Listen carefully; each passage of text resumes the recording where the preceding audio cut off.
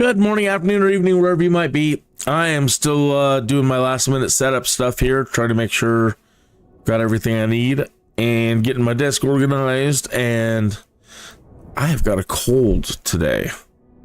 Sore throat. I might be the one in need of medical assistance here. So yeah, finally qualified for the MEDIVAC stuff. Can't say I was thrilled with the first mission that they give you, but what can you do? I don't want to give away any spoilers at the moment.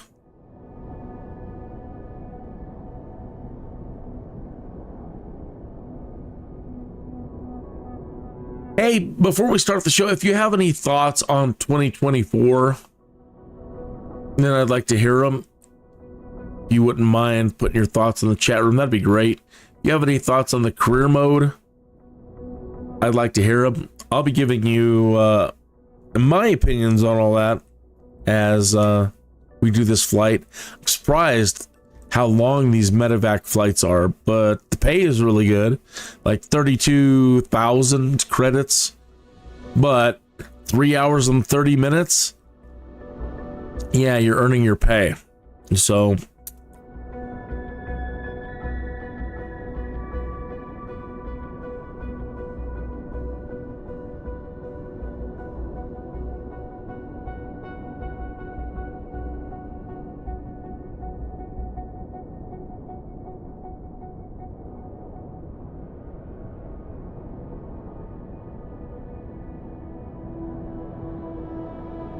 hope you had a good holiday. Mine was fantastic. Had a really good weekend. So busy, in fact, I didn't even really get much flying in. I did get enough flying into, as you see up there, to get 199,290 credits. So I did some cargo missions. And I got my reputation back up. Took some hits, got it back up. Took some hits, got it back up. Reputation is one of those things, man, where one little thing that you do wrong on any particular mission can just tank it. Then you do one mission that's really good, rises back up. So, kind of crazy. I really need to get some tissue. This is getting silly. Today is my birthday.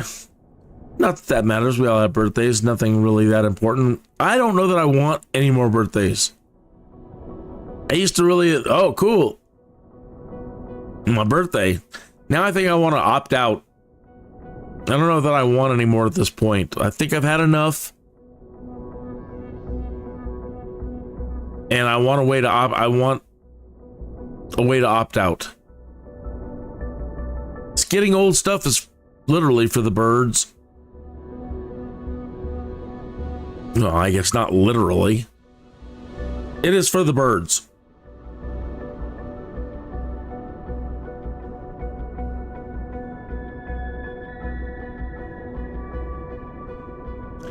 Biggest news of the day.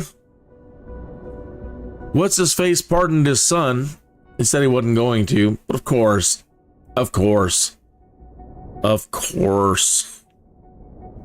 What did Iago say in that one Disney movie, Aladdin? Think I'm gonna die from not surprise. It's par for the course. Par for the course.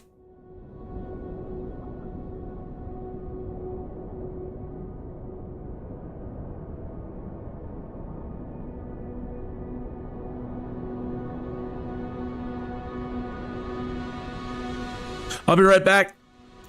One more thing to do. Got to top up my coffee here. Hopefully this mission goes good and they don't have any twists and turns. Be right back.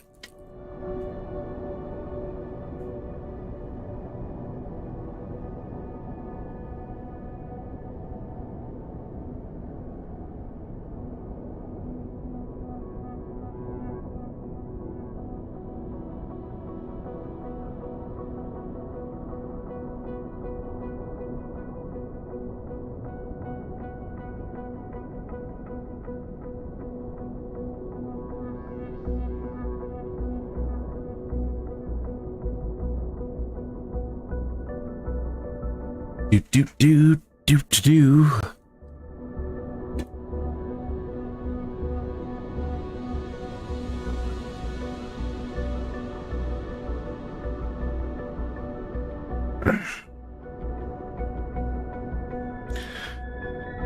I know I probably say it every day.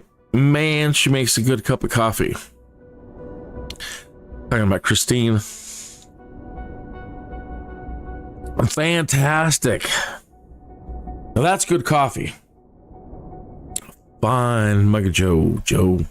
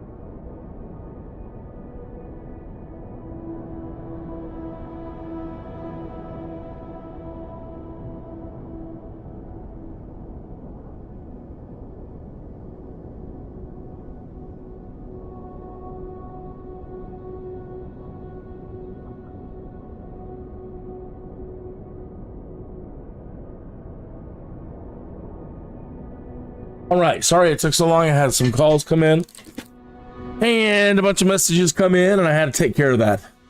Oh, 45 seconds left, so right on time. Bum, bum, bum, bum, bum, bum, bum, bum, bum, bum.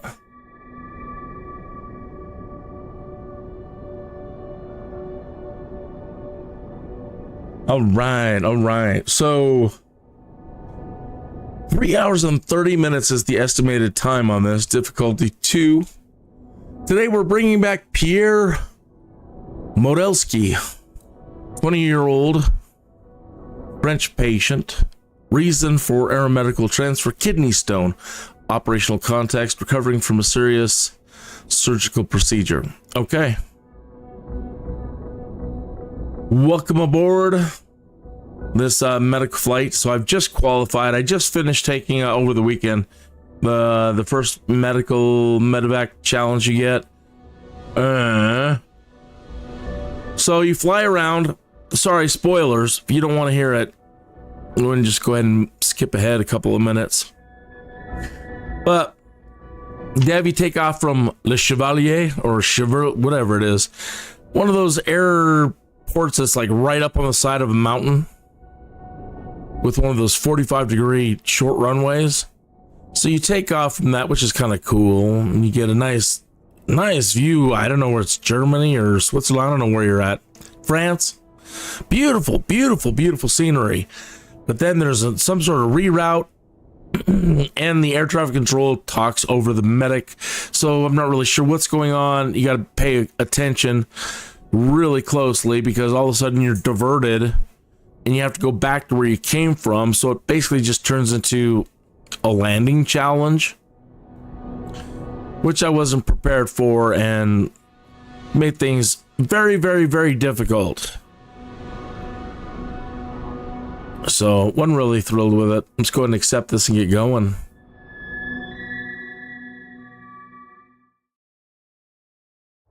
Bum, bum, bum, bum, bum. Nice, beautiful Cessna Caravan with lovely markings. Manolis Kirillov, Regional Director, International Medivac Services. Transport the patient safely to the hospital for appropriate treatment. Mission criteria: a whole bunch of experience, patient's health, procedure compliance, landing smoothness. But they don't give you really any information on what is medical procedure compliance. And on the smoothness, well, I can't guarantee that. Gonna suck at it. Speaking of, man, I just don't know that I'm happy with the training missions or the way that it's got you to set up to land. And if that's the way you're supposed to land in the real world, it just seems so unsafe.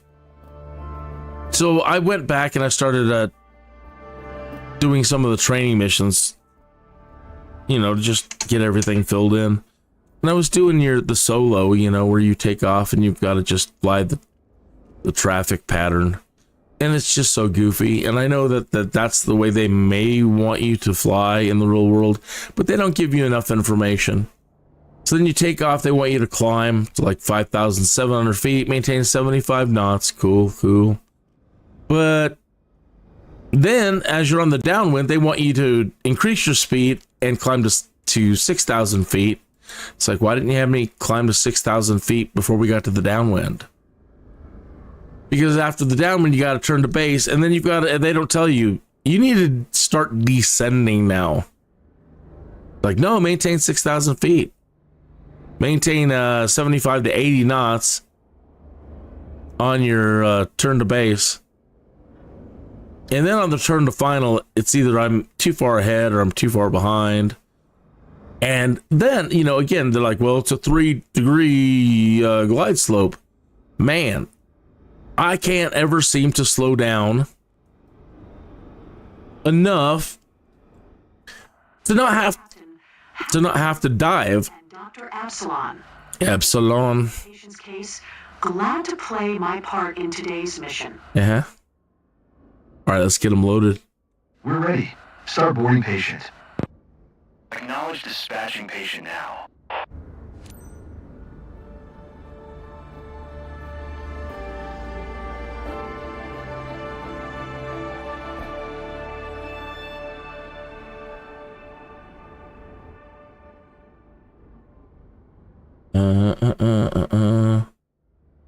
Uh-oh. Desktop audio and MSF audio was on. Sorry about that. If you were hearing some echo, I deeply apologize.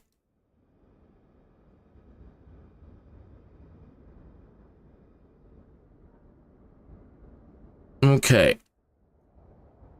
Yeah, we'll just do this the easy way.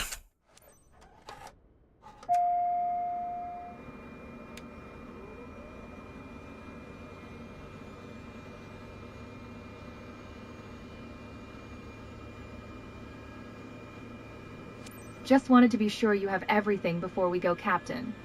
Today's patient is Mr. Pierre Modelsky, 20 years old. Had a major surgical intervention far from home. We're taking back home Mr. Modelsky's brother with us. Name's Philippe.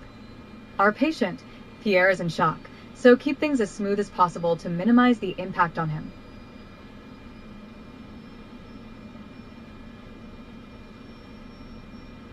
Pierre's got a place he can plug in his phone.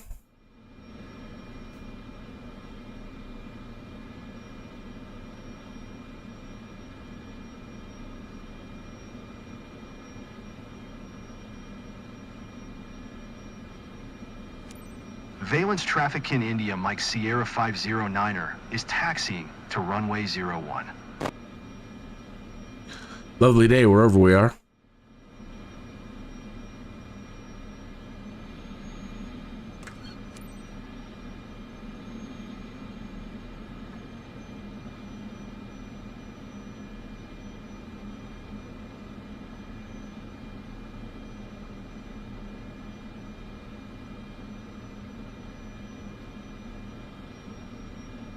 Bum bum bum bum bum bum bum.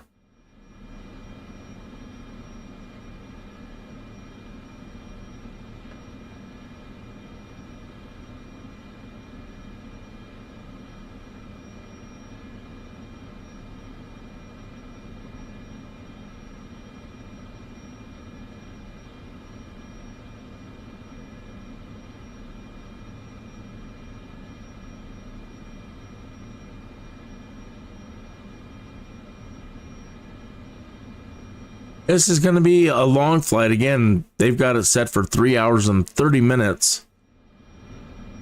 I'm sure it's going to be beautiful, but it is going to be a little bit long.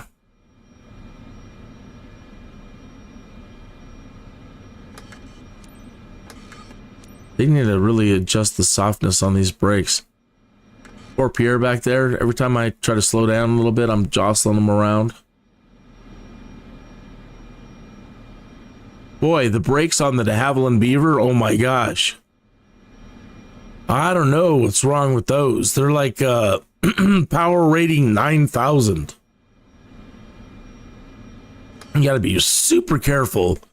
Excuse me, I definitely have a cold on sore throat, stuffy nose, so sorry. You have to totally be careful when flying the Beaver. Again, the brakes on those things are like over 9,000. Even when you're taxiing at really, really slow speeds, you've got to be super careful if you and just tap the brakes, it makes landing just so difficult because you can't hit the brakes.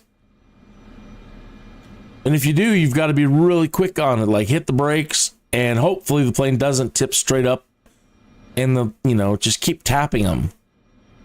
That's the only thing you can do with the Beaver at the moment until they figure out, or I can't even imagine in the real world that the brakes are really like that. No way. No way.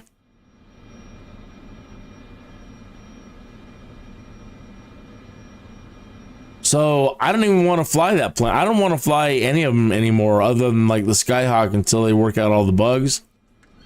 No matter what you do, there's something wrong. Like with the Draco and others, like turning on flaps while you're taxiing. Oh, you over exceeded your flaps. Really? How did that get through? Overall, been reading the forums this weekend, and reading people's comments on career mode in general, and I'm pretty disheartened, and I'm taking it kind of hard that the career mode, and just from what I've been doing, that the career mode in Microsoft Flight Simulator 2024 isn't far superior of a career mode experience than NEOFLY. I don't understand why Microsoft didn't just buy NEOFLY and use that as the career mode for Flight Simulator 2024. Because no markets, you can't assign your people jobs. NEOFLY has insurance too, but people are saying it's ridiculously expensive in company mode, and I haven't started a company for that reason yet.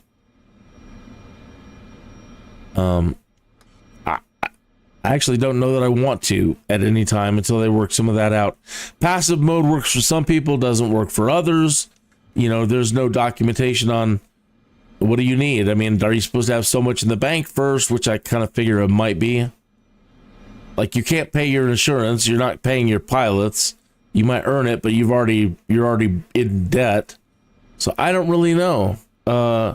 It's just really sad reading all these people having these problems with career mode. And then again, it doesn't have markets you can play. It doesn't have, it's just lacking in so many ways. Graphically, yeah, this is superior to NEOFLY. With even just the little animations, skydivers, the signs, blah, blah, blah. Yeah, sure. But graphics aren't everything. And I really, really thought, if they're going to release this career mode, it's got to be at least on par with NEOFLY. And having a tough time.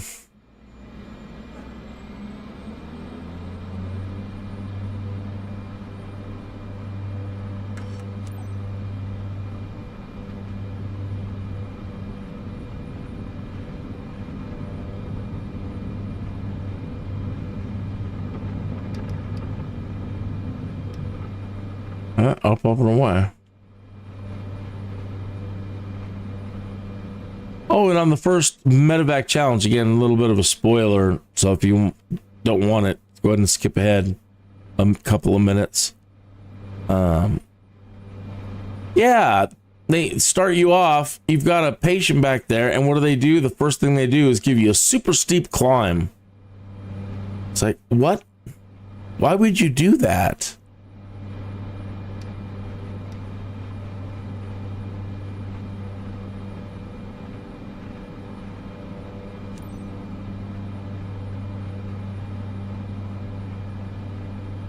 Line approach Kin India Mike Sierra 509er is type Cessna Caravan, 2 miles north of Valence, 1,400 feet.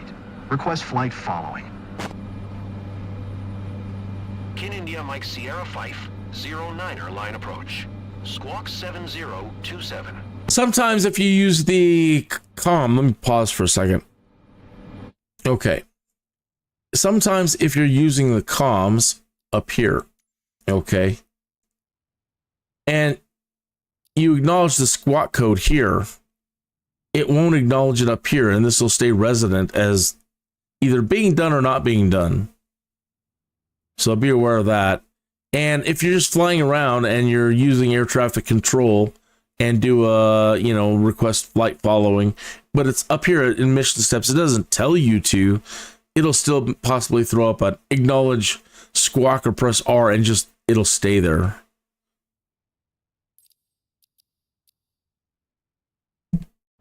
Like, let's see what happens now. So if I acknowledge it here. 7027 Kin India, Mike Sierra 509er. Kin India Mike Sierra 509er radar contact 3 miles north of Valence, 2,200 feet. QNH 1022. Okay, so we used the communication box instead of the mission step box. Okay, well, that time it went away.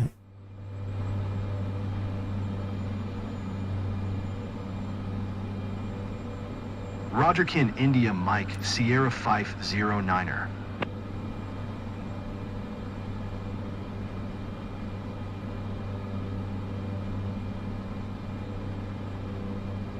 Line approach Kin India Mike Sierra 509er 5 miles north of Valence. Request IFR to Koningsby. Ready to copy. Kin India Mike Sierra 509er is cleared to Koningsby Airport as filed. Squawk 7027. Another squawk. Kin India Mike Sierra 509er cleared to Koningsby Airport as filed. Squawk 7027. Kin India Mike Sierra 509er readback correct. Radar contact 2,700 feet. QNH 1022 turn right, heading tree 40 proceed on course climb and maintain 13,000 feet. Something else I want to pause right here and tell you another public service announcement. Now, some folks have told me it doesn't matter if you fly the boxes. Well, I think it does. Because when flying my own altitudes or using nav sometimes or whatever, if I don't fly straight through the boxes, then my score at the output is usually greatly reduced. So I would just say, look, if you're going for the maximum score and money and credits, then just fly through the boxes. And it can be a pain in the butt constantly using heading, or because nav doesn't always line up with the boxes at all, which is unfortunate. So, fluctuating between GPS hold and nav hold, nav on your in your autopilot. Anyway, I think you should try it for yourself. I think that you're going to find that you probably get better scores if you fly the brackets. Some people are like, I turn them off and I don't fly them. Well, then how are you getting the best scores? Because I'm not. Kin India Mike Sierra 509er acknowledge last transmission. Turn right heading tree 40 proceed on course. Look at that. 13,000 feet. Kin India Mike Sierra 509er. Good day. And now I climbed to 13,000 feet. Okay. So let's do this. Let's go into our autopilot console. Get that up to 13. Kin India Mike Sierra 509er. Did you hear my last transmission? You needy people. Going to 124.5 Kin India Mike Sierra 509er. Why this thing isn't going up in thousands of feet? India Mike Sierra 509er is at 3,900 feet, climbing 13,000 feet. Kin India Mike Sierra 509er Marseille Center QNH 1022 continue as planned.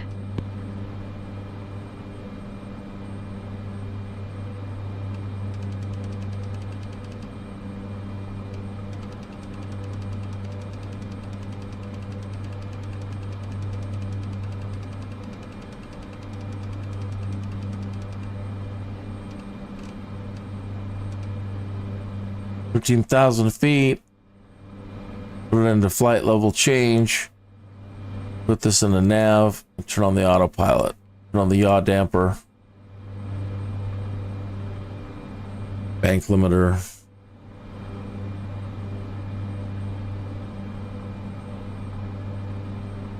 Change this to this. Reactivate nav.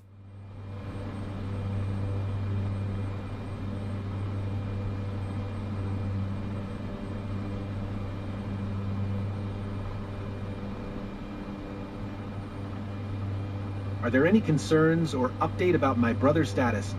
As we said, we're monitoring closely for any signs. So far, we're pretty confident. That's moving up too steep. So let me turn off light level change, and we'll just do a vertical speed. And that way we can control it. Yeah, that's ridiculous.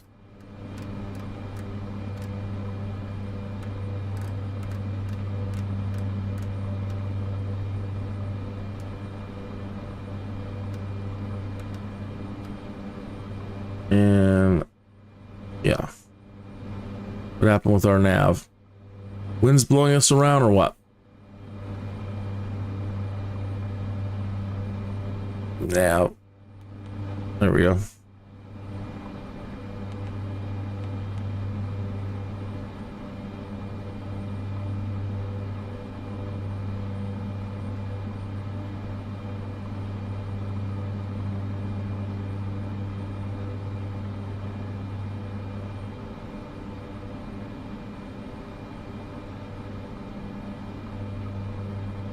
They assign you such a high altitude, and you don't want to, again, you don't want to jostle the patients, but they want us to be at 13,000 feet. I don't know if they want it by LROSN up there, but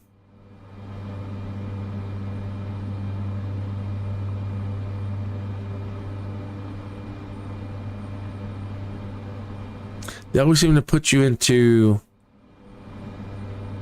like catch 22 situations. Why would you do that?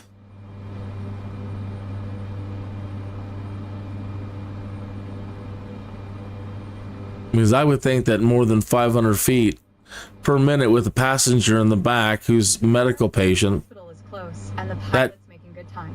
We'll be there before you know it. Yeah, well.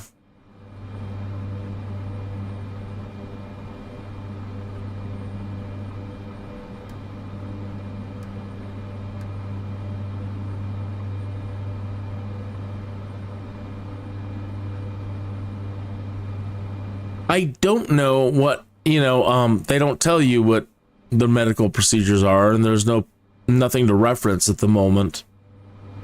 Like what are the requirements? How, what is the feet per minute you can do with a patient in the back? If you know the answer to that, what is the safe vertical speed, when you're doing a climb or even a descent? What's the range you want to be in?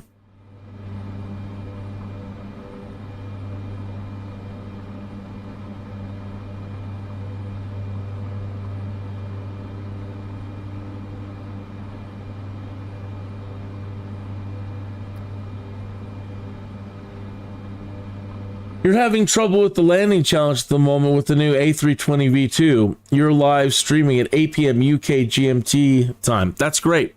Okay. Oh, I'm sorry you're having trouble with that. I've been having the landing in general. I don't understand if you're following the boxes anyway. If that's the way we're supposed to land in the real world, it just seems terribly unsafe. They always seem to make you come in so... They're like, well, it's a 3-degree glide slope, but it just seems like it's way too close to the runway. It seems like it's way more than that, and I end up diving for the runway most of the times. Pierre, I'll be monitoring you during flight. Procedure.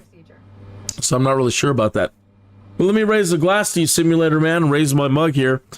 Cheers. I hope you have a great live stream, and I hope you, it is not filled with any accidents. Cheers. And pardon me, I'm a bit stuffed up today. I've got a little bit of a cold going on. Picked up this weekend.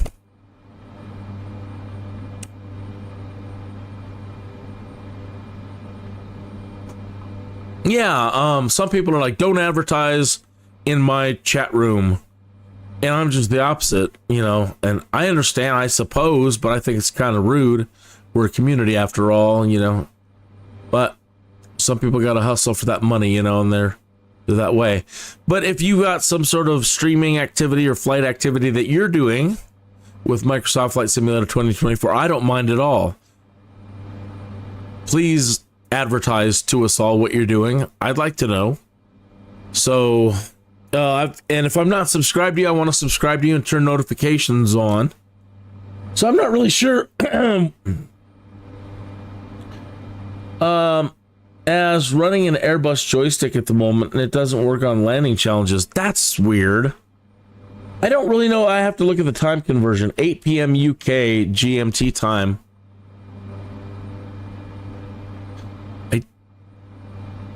I don't know what that is in mountain time. I'm kind of dumb that way. Let me see if I can do a quick translation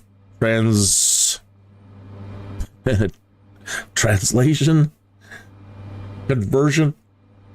Okay. GMT. Can you rate your pain on a scale of 1 to 10? I need to know if you understand. Please squeeze my hand once for yes and twice for no.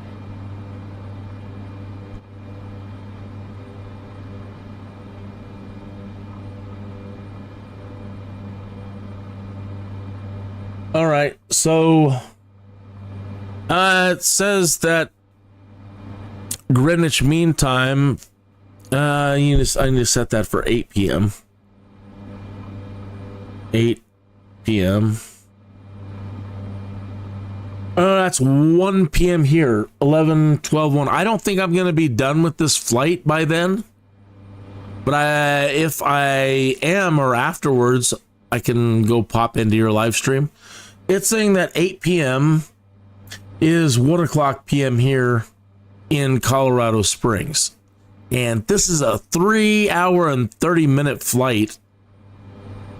This MEDIVAC mission.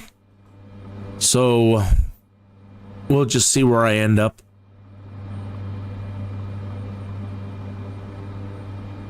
Kin India Mike Sierra 509er, contact Marseille Center on 130.85. On Thursday night. Oh, well, yeah. I'll try to make sure that Thursday I do something quick and easy. Try to make myself available. Kin India Right. Mike Sierra 509er, please acknowledge. All right, I'm acknowledging. 130.85 for Kin India Mike Sierra 509er. All right, cool. Marseille Center Kin India Mike Sierra 509er is at 10,400 feet, climbing 13,000 feet. Kin India Mike Sierra 509er Marseille, Center QNH 1021. Continue to GONUP as planned. How long have you been with this medical team, Dr. Absalon? I've been part of this crew for about a few years now, and we've already worked with our pilot too, which is a great thing because we need to trust each other and good coordination.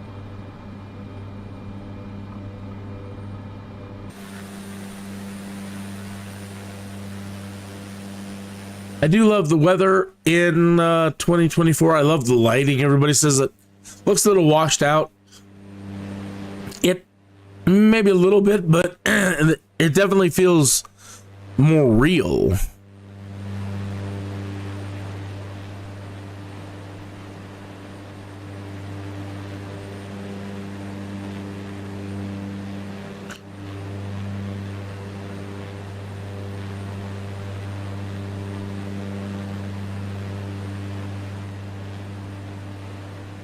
Beautiful, beautiful, beautiful.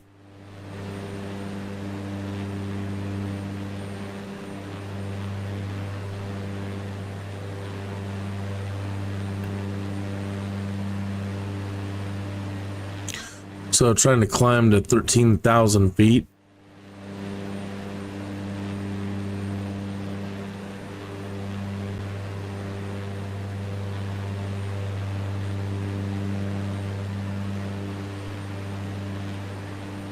Yeah, live streaming is a blast. It really is. On the landing challenge, so what I'm assuming is happening is the landing challenge is defaulting to whatever whatever its default flight profile is. The only thing I could think to do maybe is in your settings, if you haven't done it already, is when you click the little settings wheel next to whatever profile that you set up, you can set it as... Sorry to bother you. I'm going to check your eyes with my pen lamp here. You can close them now if you feel it helps. Setting it to default. Now, I don't know if that's what you need to do or not. I'm trying to think about your problem here. So let's say you've set up a new profile, and over here when you click the little wheel, you can set it to default and also apply to all aircraft. And so when you get your excuse me again, I've got a cold today. When you after setting up your profile, maybe you want to try some of those and then see about doing the landing challenge and see if it'll apply these. Because now what I'm thinking is if you didn't set apply to all aircraft or set as default, that, yeah, it's defaulting to, you know, whatever default profile it has for A320.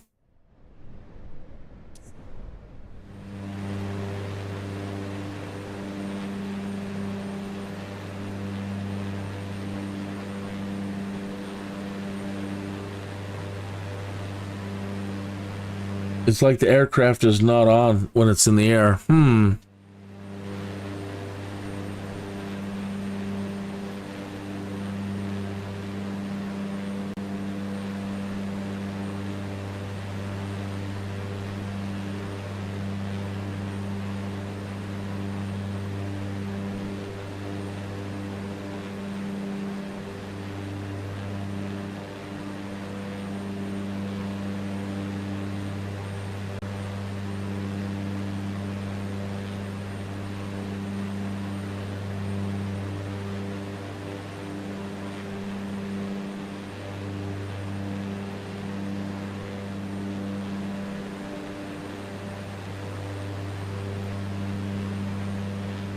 That is strange.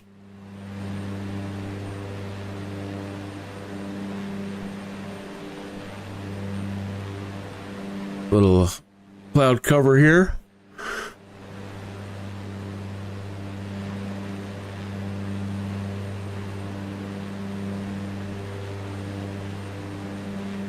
Almost at 13,000 feet. 12,008.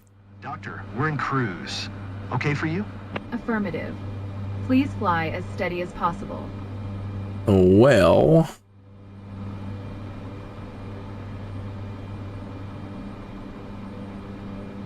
tell that to the weather. Max, We've got a 22 knot wind pushing from our port side.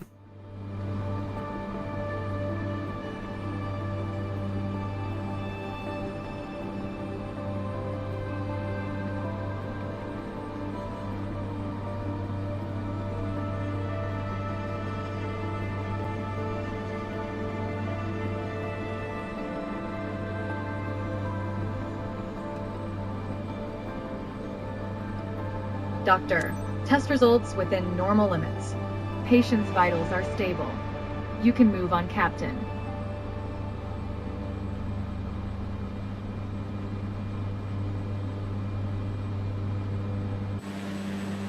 Very pretty.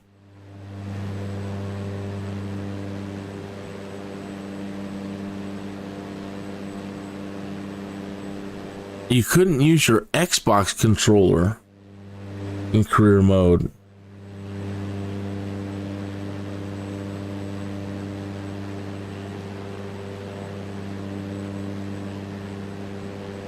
You're starting career mode and on Thursday. Nice. Almost there.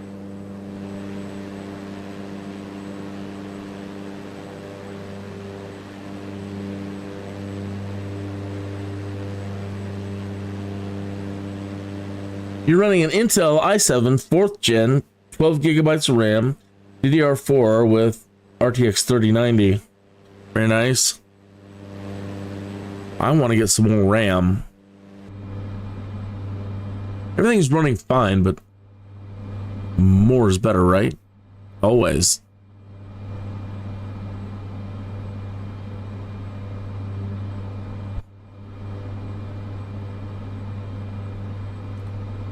The weather here today in Colorado, it's lovely out today. No weather, sunshine. 40s and 50s. No snow expected.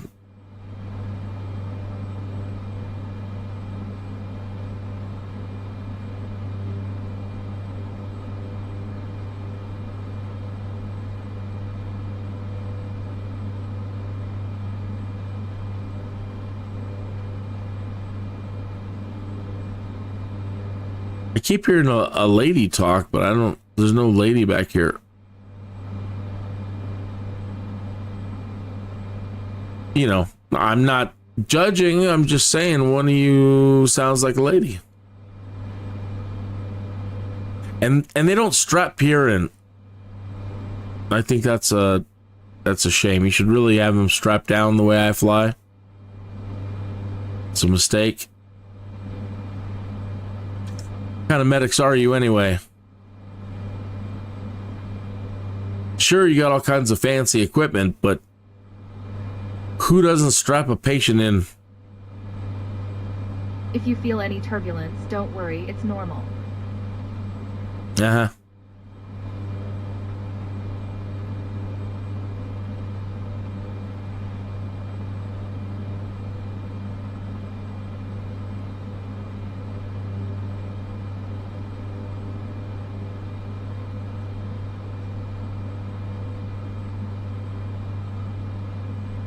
Don't look at me, look at the instruments.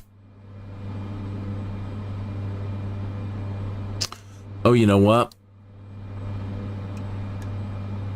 Over here complaining so much, I didn't make sure my anti-icing and proper lights were on.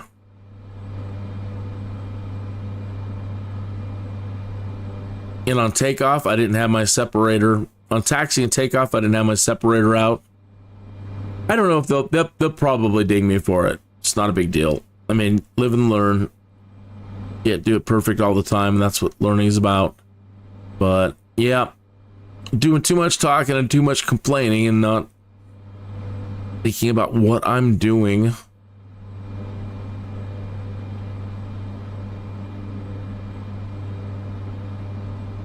Another heads up on career mode.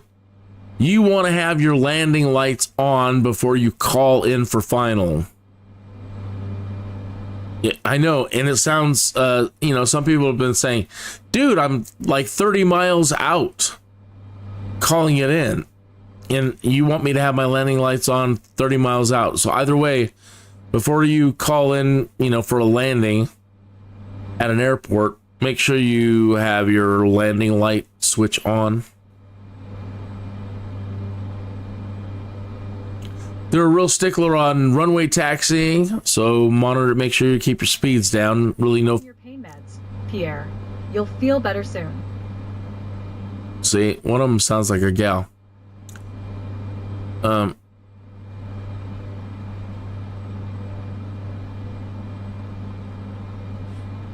again, I'm finding that if you just fly through the boxes on any given career mode,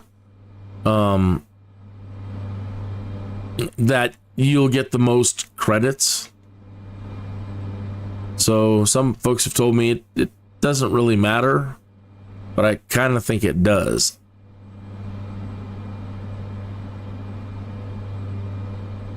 Anyway, the results vary for me, so you'll have to try it for yourself.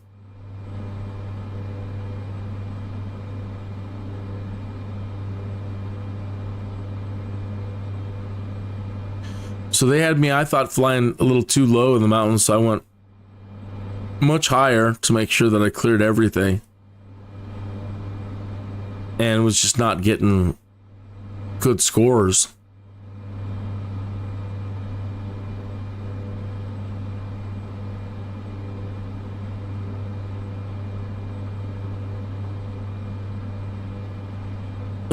Online voice chat for multiplayer mode should be there. It's in your settings, okay? Under sound, right? No, it's in here somewhere. Communication under online. Enable voice chat. Okay, so you can turn it on. And it should work if you're grouped. Now, I haven't tried it yet. I haven't done any multiplayer. I'm very bummed that we currently don't have shared cockpit, but let's hope we get it.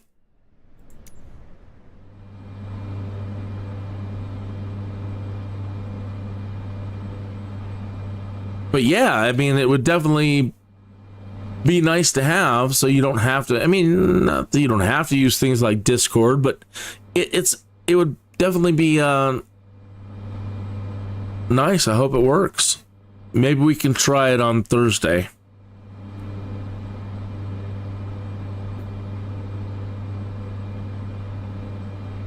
Doctor, do you need any assistance with anything? Just sit tight for now. We've got everything under control. Don't worry. Don't worry.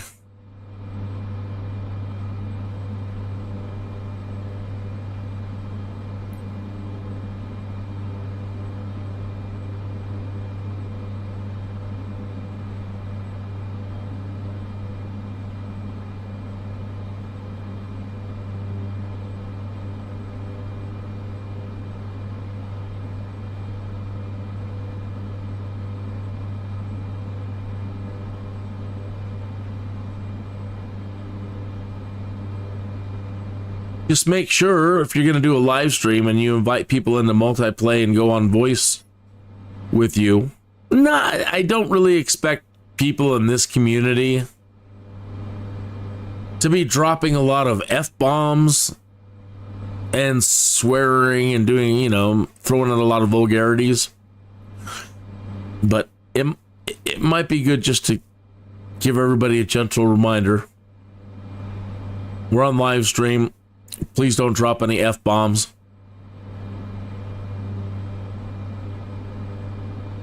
I don't want to get suspended.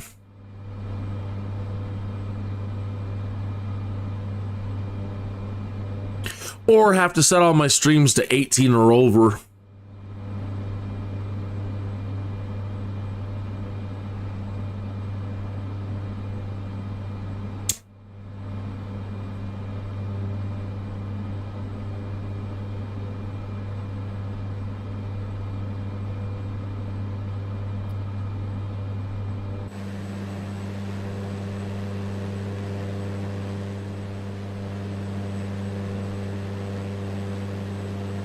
Philippe, any previous medical conditions for Pierre I should be aware of?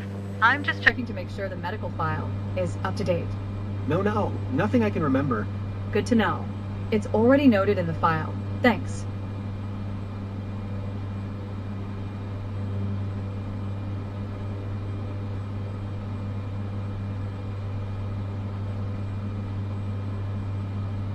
I feel like I should come up just a tiny bit more. Just flying right below the boxes. They said 13,000 feet, but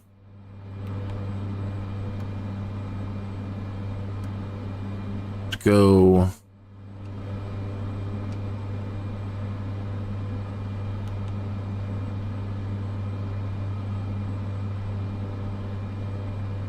Just go a tiny bit higher.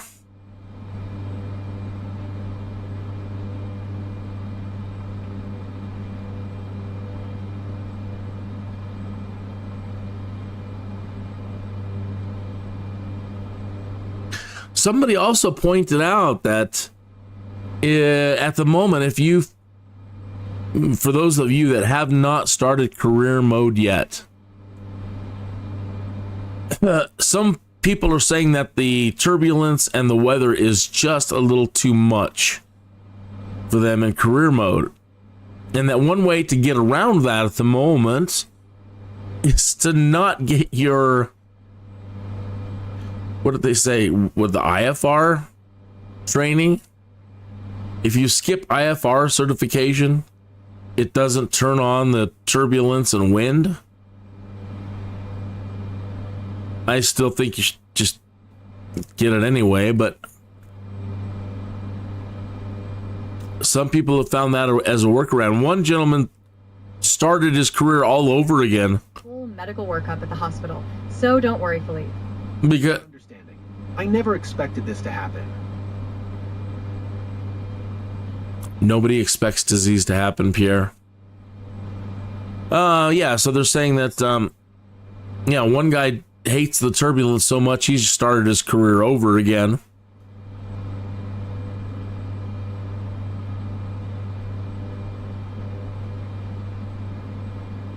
Just to skip the IFR certifications to keep the turbulence and wind off.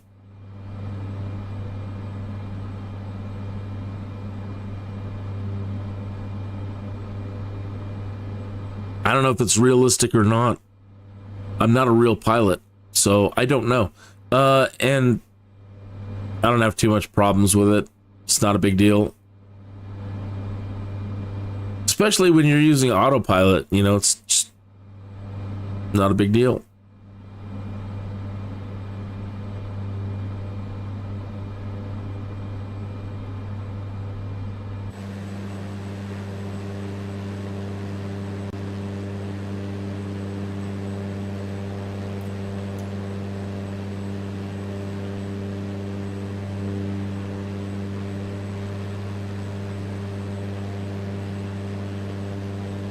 I do love this plane an awful lot.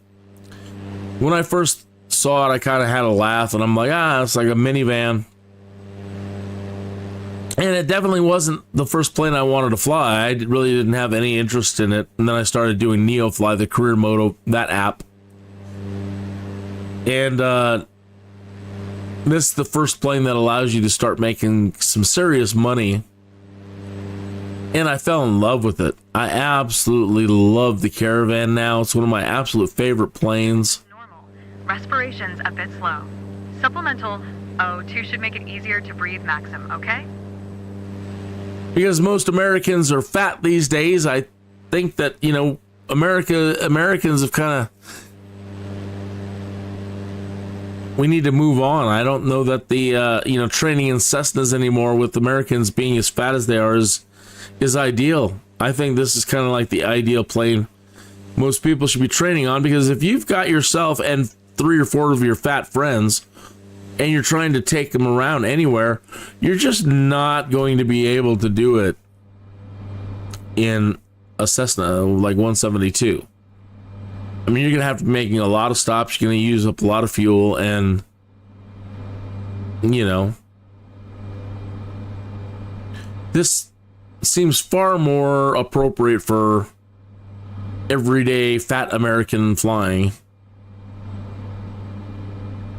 Everybody's just much bigger these days, too.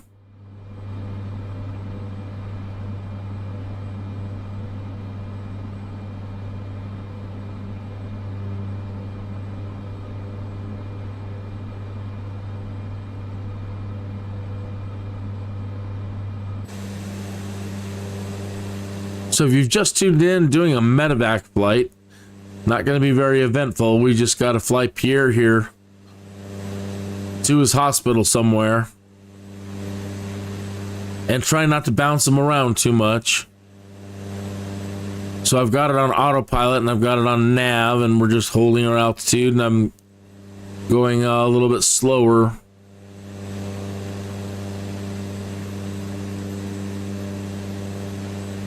Oh, another thing with the career mode, one of the criteria that they judge you on is, like... What will happen when we land? As soon as we're at Department of Psychiatry, the local medical team will take over. Pierre will be in good hands, and you'll get full update there. Don't worry. Okay. Thanks for your patience. No, you're the patient.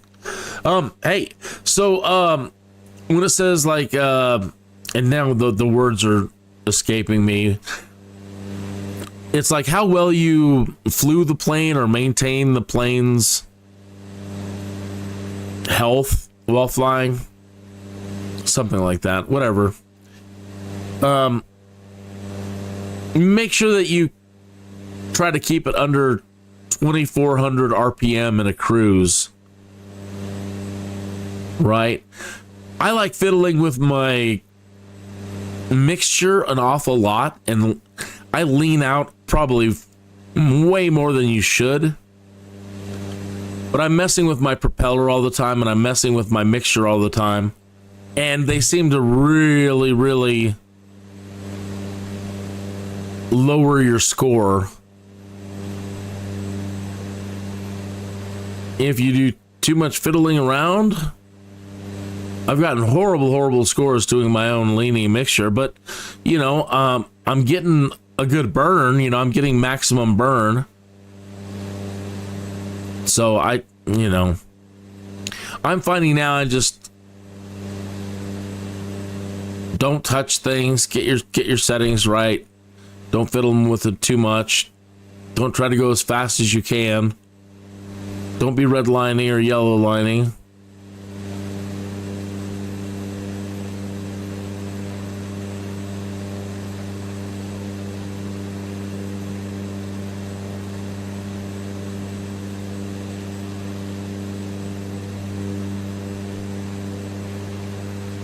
Stay strong, Pierre. I'm so proud of you. We all are, Pierre.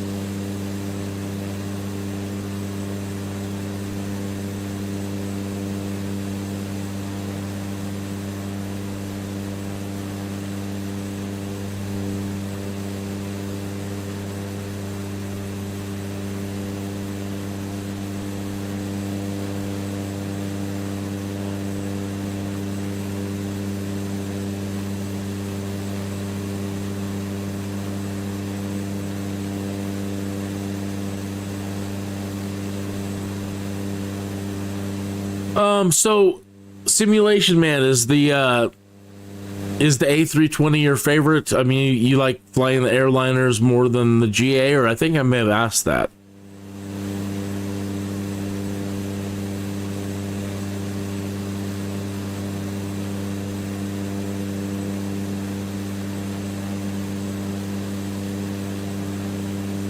I like flying them all. I guess it doesn't really matter to me.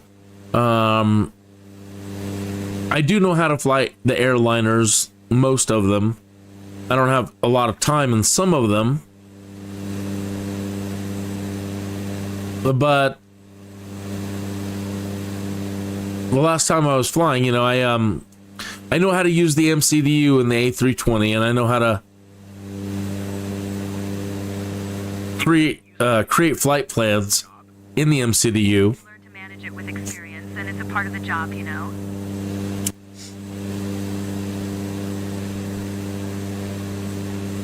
Thanks to other live streamers like SimPilot.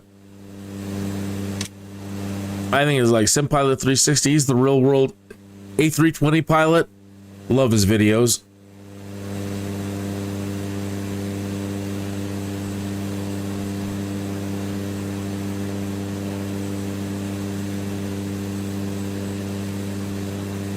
I was very, very happy to finally learn how to fly aircraft. I was terrified. You know, they're so big. They're just so big that it freaks me out. It freaked me out. I still kind of am freaked out flying big things. I haven't tried some of the truly gargantuan aircraft out there.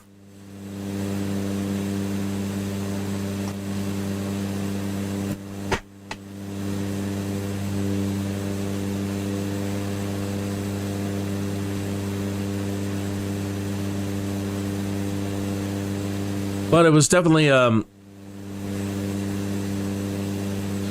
felt like quite the achievement learning how to fly the aircraft. the airliners.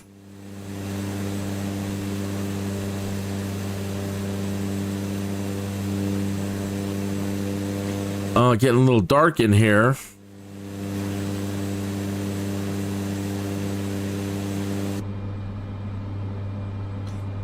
Turn on the weather radar. So what do we got going on here?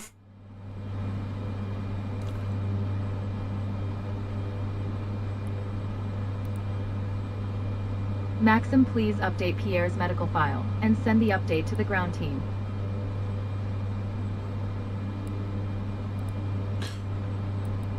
I was gonna say, we can't be here already. This is supposed to be like a 3-hour and 30-minute flight. And we're going to be overflying this airport. They ding you for things like that, but they don't tell you what to do.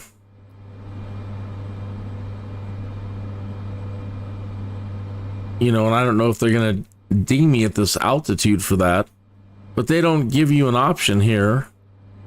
Unless you cancel your IFR to get out to go to nearest. But I don't know if they give you any sort of clearance.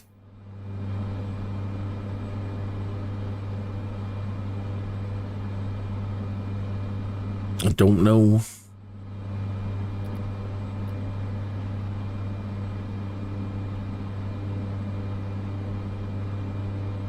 So overall, you know, there's a lot of things that I'm really loving about 2024. You know, I understand the reason why and the deficiencies in the earlier engine and why they had to move up to something like this. Kin India Mike Sierra 509er contact Paracenter on 118.05. 118.05. So let's acknowledge the handoff. We would normally dial in here. 05. Kin India. They're handling the radios. 09er. So as soon as you click this, it'll do your radio, or you can dial it in yourself, but then they'll start getting on you if you're slow like me. And over here fiddling with your radio. Said, did you hear what I said? Yeah. Give me a minute. You'll see Pierre. Department of Psychiatry has state-of-the-art equipment. Everything is planned for your arrival, and the medical crew will take good care of you. 118.050.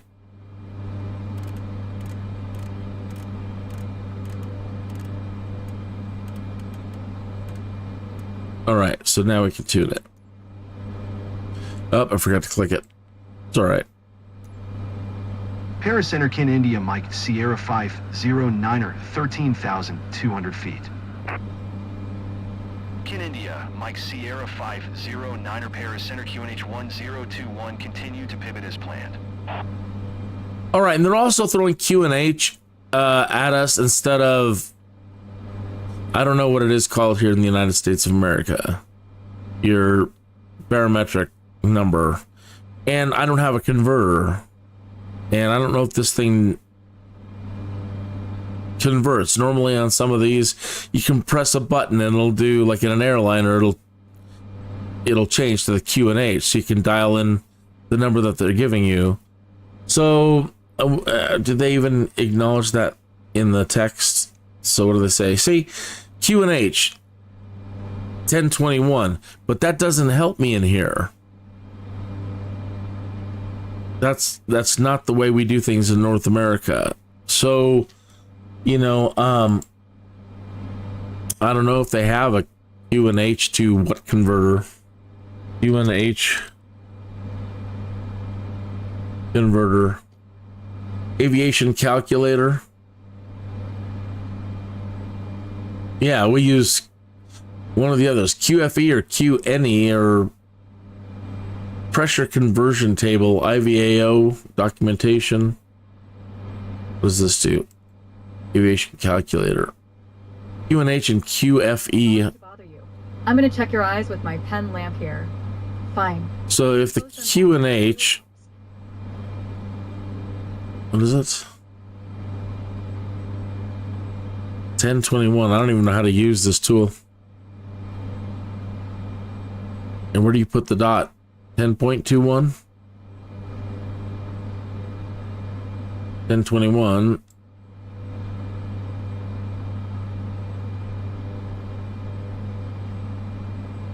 And I don't know. Yeah, I don't know. QNH refers to the altimeter settings of the aircraft. Altitude above mean sea levels indicated. Setting used during departure and approach and requires the pilot set the local pressure at MSL. Provided in the ATIS information and by ADC.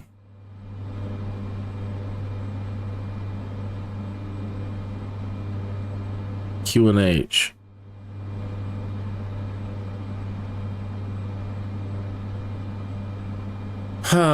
Compute. That doesn't work.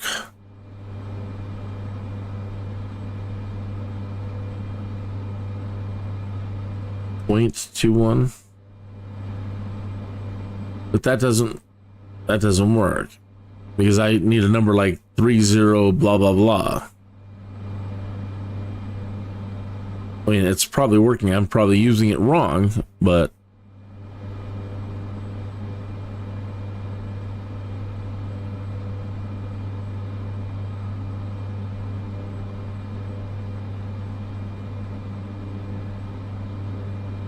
yeah, I don't know.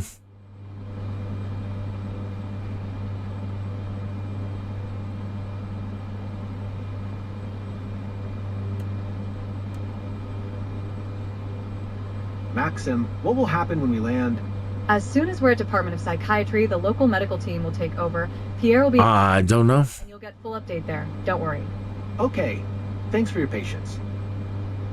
I thought they said he had to have like a liver transplant or something, and they keep talking about sending him to the psychiatric department. Maybe he thinks he needs one, and he doesn't, and he's insisting on getting a liver transplant, even though he doesn't need one, and that's why we're taking him to see psychiatrists.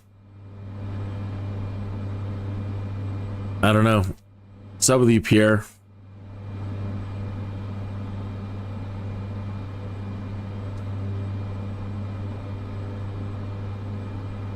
Do like this though. I mean, it's neat. Can only imagine what his bill's going to be.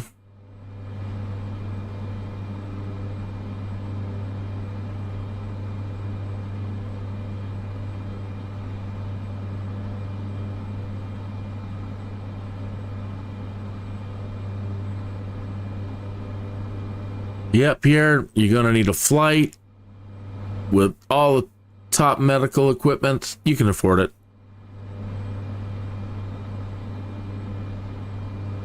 And we got to pay for these 3 people.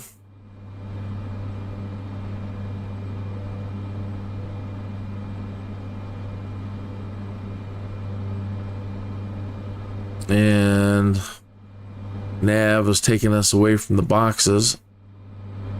We haven't done our turn yet.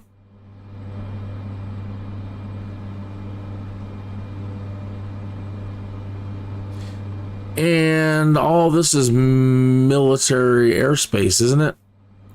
Everything in blue. So we overflew that airport. I don't know if we're going to get dinged for that. Can you rate your pain on a scale of 1 to 10? I need to know if you understand. Please squeeze my hand once for yes, and twice for no. And twice for no. Crazy.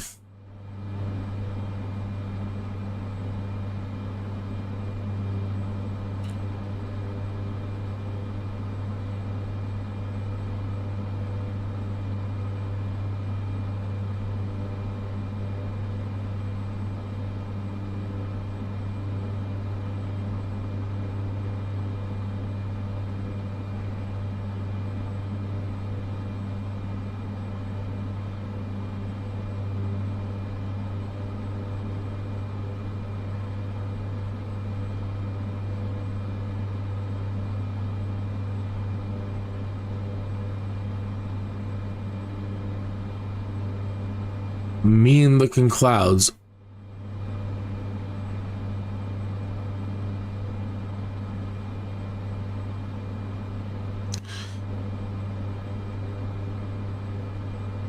So Meteor Blue does a great job. That's something that you can't take away from Microsoft Flight Simulator, that's for sure. The live weather and how it handles the media blue data to create this, it really is kind of like a world wonder. And we all take it for granted that, oh yeah, cool, it's live weather. But when you think about what is going on behind the scenes here to do this, for taking all the worldwide weather data that's going on out there and model it this way for us in real time. Almost there. I mean, that's just worth the price of the admission right there. So, again, there's a lot of things I absolutely love about Microsoft Flight Simulator and at 2024. And, there's some things I'm not digging. But with regards to that, yeah,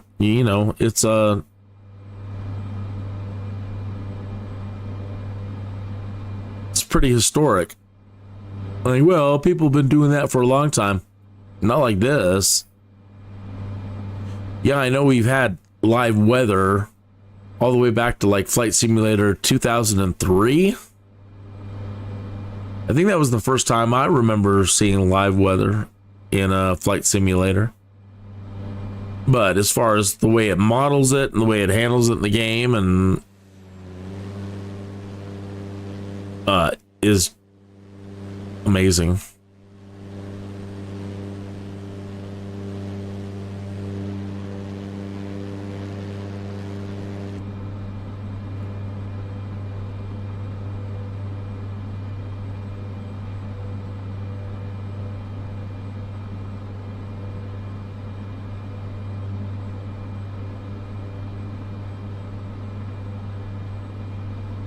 Thank you to all the friends and family who have who check in on me whenever I'm doing these streams, as well as today, sending me all the birthday wishes. I want to say thank you very, very much. Very appreciated. Although, I think I've had enough birthdays. I think I want to opt out. I know birthdays aren't tied to you getting older. I mean, they are, but Pierre, you'll feel better soon. I think I want to opt out from all birthdays from here on out. I think I'm old enough. I don't want to get any older. This is fine. I can tell you this is fine right here. And I don't think I need to be any older than this. Physically, oh man.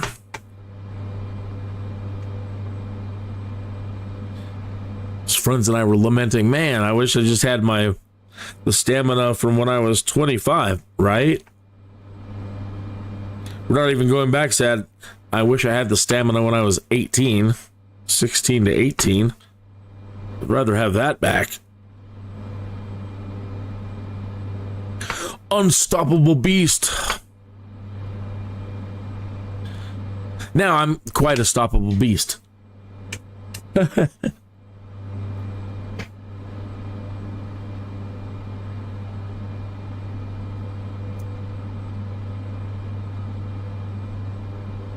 Time is it? Hey, it's 21 minutes after the hour, and you know what that means? Pierre, I'm sorry. And I'm sorry to all you. I know that this is a medical flight, but I'm a smoker, so let me go to the back at least. I can turn on these vents. Or, imagine that I do, and we've got a smokeless ashtray back here. And we can go behind this panel, maybe even into like a little extra, area where we can kick back and smoke.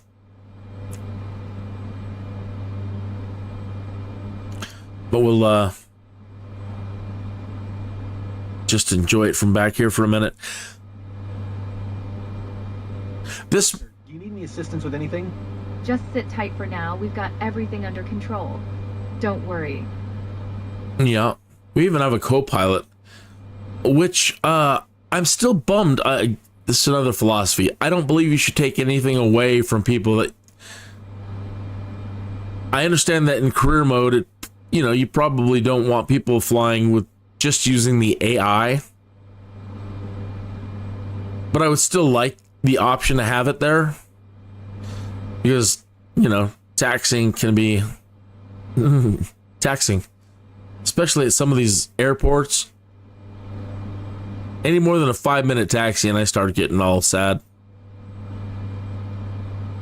That's just too long. So this smoke break not brought to you by the great green growers of Gunnison.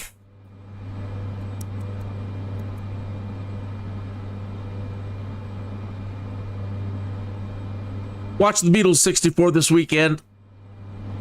All right. Good documentary. Being a Scorsese thing, I don't know, I guess kind of expect things to be put together a little bit different, but it's a documentary, so but yeah, I did learn some things that I didn't know about that year in Beatles history. I knew most of it. I've been following, who hasn't, but I've been following the Beatles since I was a little kid, or listening to their stuff and, watching Beatles related things over the years. So there's not a whole lot that I think I don't know. So, learning how the staff at the Canadian, was it the Canadian or the Washington Embassy, the British Embassy. A bit slow. Supplemental O2 should make it easier to breathe, Maxim, okay?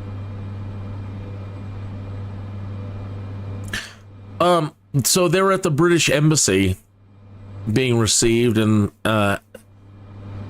entertaining people. And they said, since we've been doing this, we're used to getting pawed at by girls and other people in general. But they said, they were kind of offended by how much pawing goes on with the upper crust and how they were treated at the embassy by the upper crust, but also how badly they were treated and looked down upon by British people working at the British Embassy. Now, I don't know what yabo is as far as British slang goes. A yabo. They were calling us things like yabo, and I heard they made George Harrison cry. And that's just hard to imagine, and it's sad to imagine that that's a thing that'll make you mad. Happened before I was born, and I'm mad about it. But Paul McCartney he added comments to that moment in time. And he said, you know what? At the end of the day, they were working in the embassy and we were traveling the world rocking and rolling. So... Maxim, please update Pierre's medical file and send the update to the ground team. He says, we didn't give a bleep. I couldn't believe I was hearing Paul McCartney drop the F-bomb. We didn't give a bleep. They were there and we were doing our thing.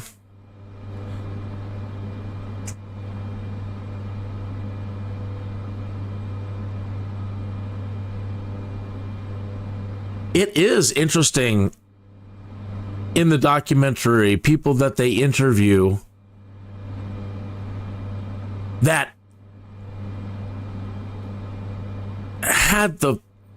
that were aware enough of what was going on to understand how dramatically things were going to change or how big they were going to be, the importance of what the Beatles were. Well, most people, who are they? They'd never heard of them.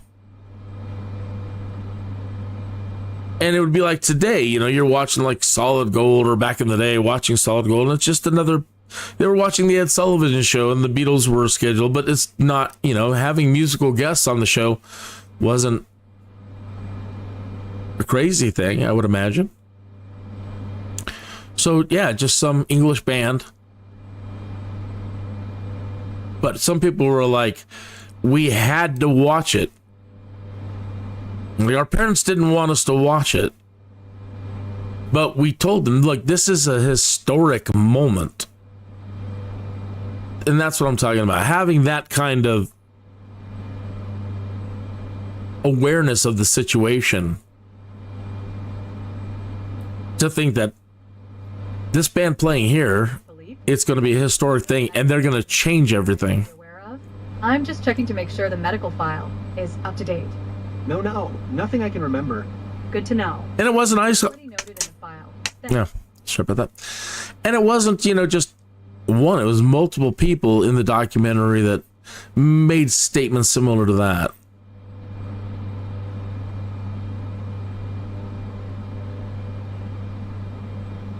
Even the Beatles themselves not completely aware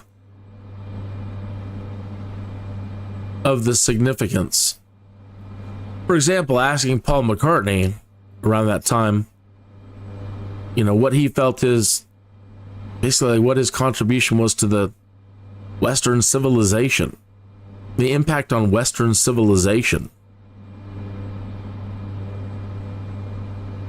And just not being able to comprehend the question really, or just finding it funny. Not being aware of your own importance on changing Western civilization or affecting it. You didn't know how to answer.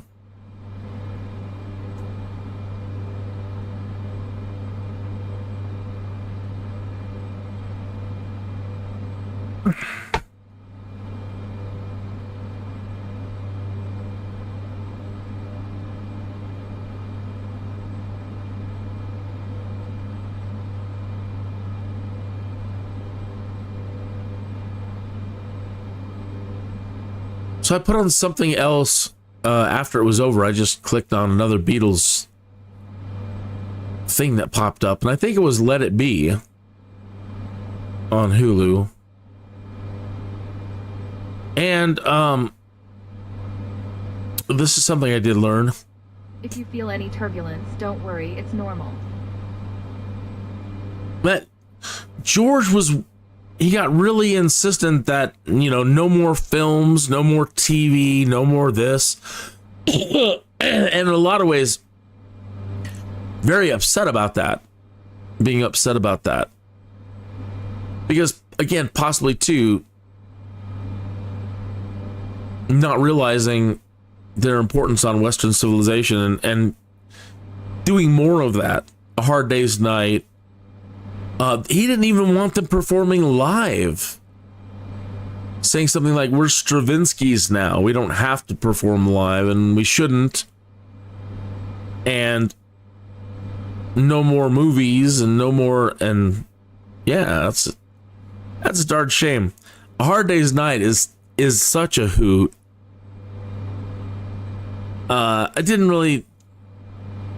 understood what they were trying to achieve with Magical Mystery Tour, but I can't say I was all that enamored with it. Although the whole thing was worth it for kind of like the music video part of it, where you got the let's all get up and dance to a song that was a hit before your mother was born. Your mother should know. That's the tune.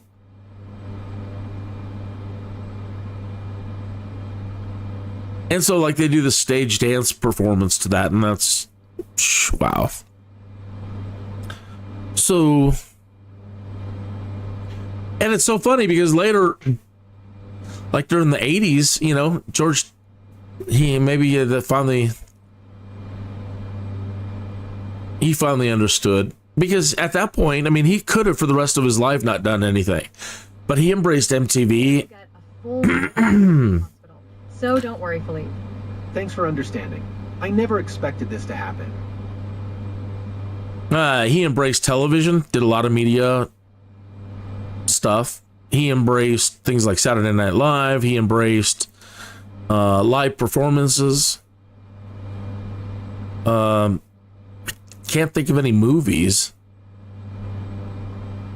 But again, performing live, joining the Traveling Wilburys, had a great solo career.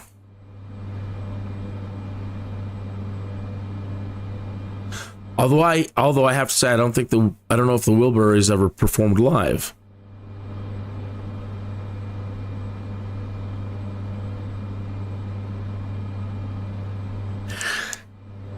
Either way, we live and we learn, and you know the world is a better place for having people like having had people like George Harrison in it for a time.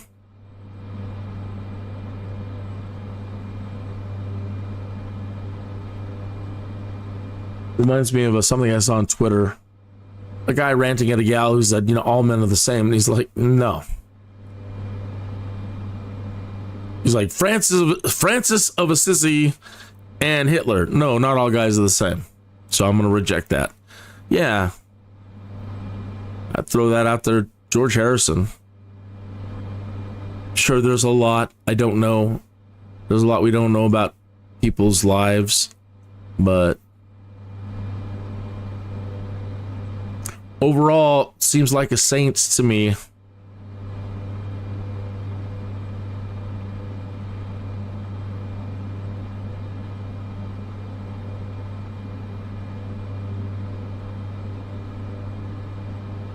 Maybe it's blasphemy because I don't know the full history, but maybe it's Wrong, Pierre. I'm so proud of you. Me too, Pierre. I'm very, very proud of you.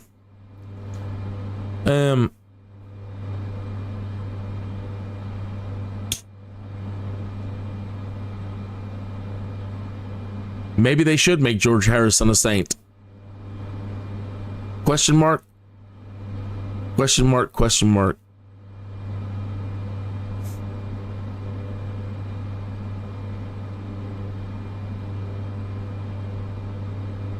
They're like, well, the criteria is miracle. Nobody had done what they did.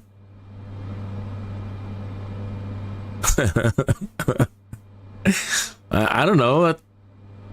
It's kind of miraculous. And there's plenty more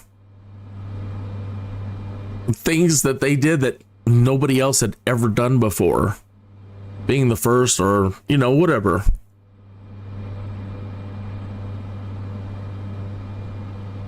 I wonder how many firsts. Somebody must have put together a list of, or have a list of things the Beatles did together individually that had never been done before.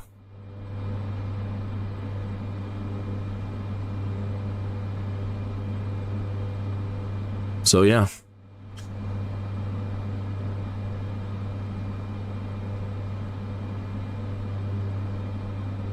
Perform miracles. Does it have to be healing? And it was healing. It's healing. That's mentioned in the documentary that music is, I suppose it can be both, but in this case they're talking about it just being strictly healing.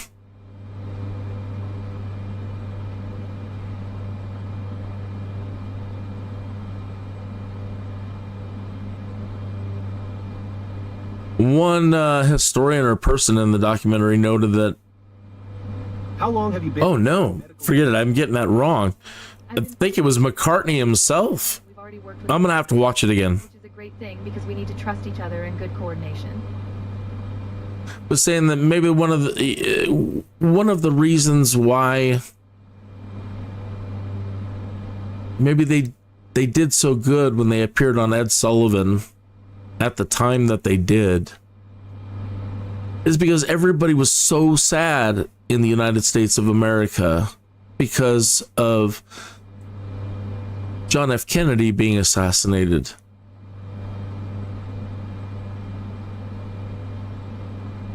And that there's that period where after you've been mourning for so long where you kind of have a catharsis and you're able to just all of a sudden start laughing again, start living it again. And so when they appeared on the Ed Sullivan show, he said it seemed to be at that time where America was just starting to come out of it. And they made everybody feel good. And in that way, yeah, healing.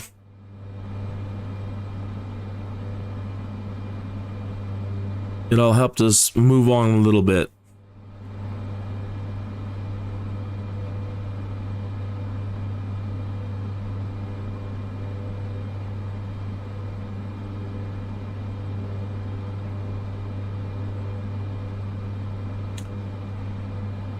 I yearn for the day when I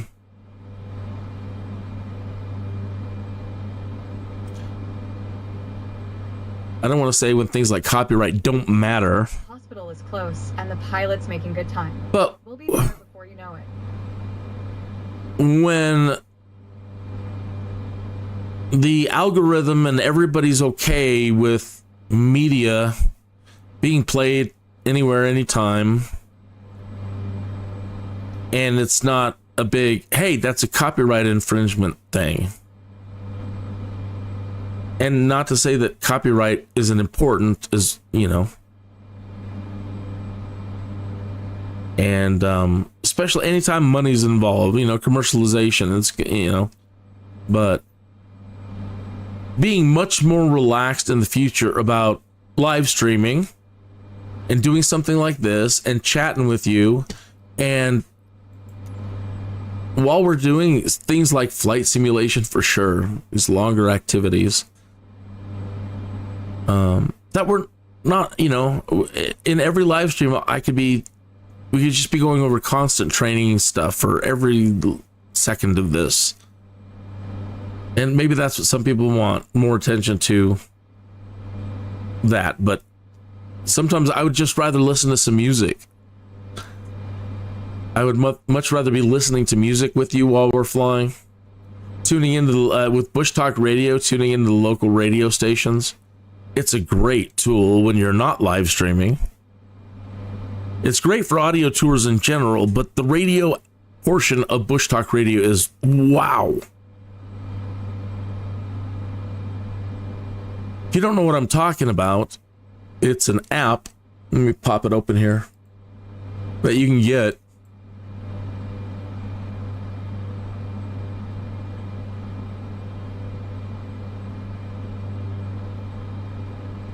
Love these people.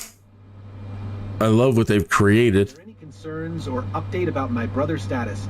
As we said, we're monitoring closely for any signs. So far, we're pretty confident.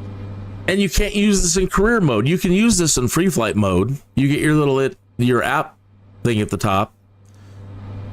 But because I can't use it during career mode, I can't track myself. Okay, so once you've turned this on and logged in,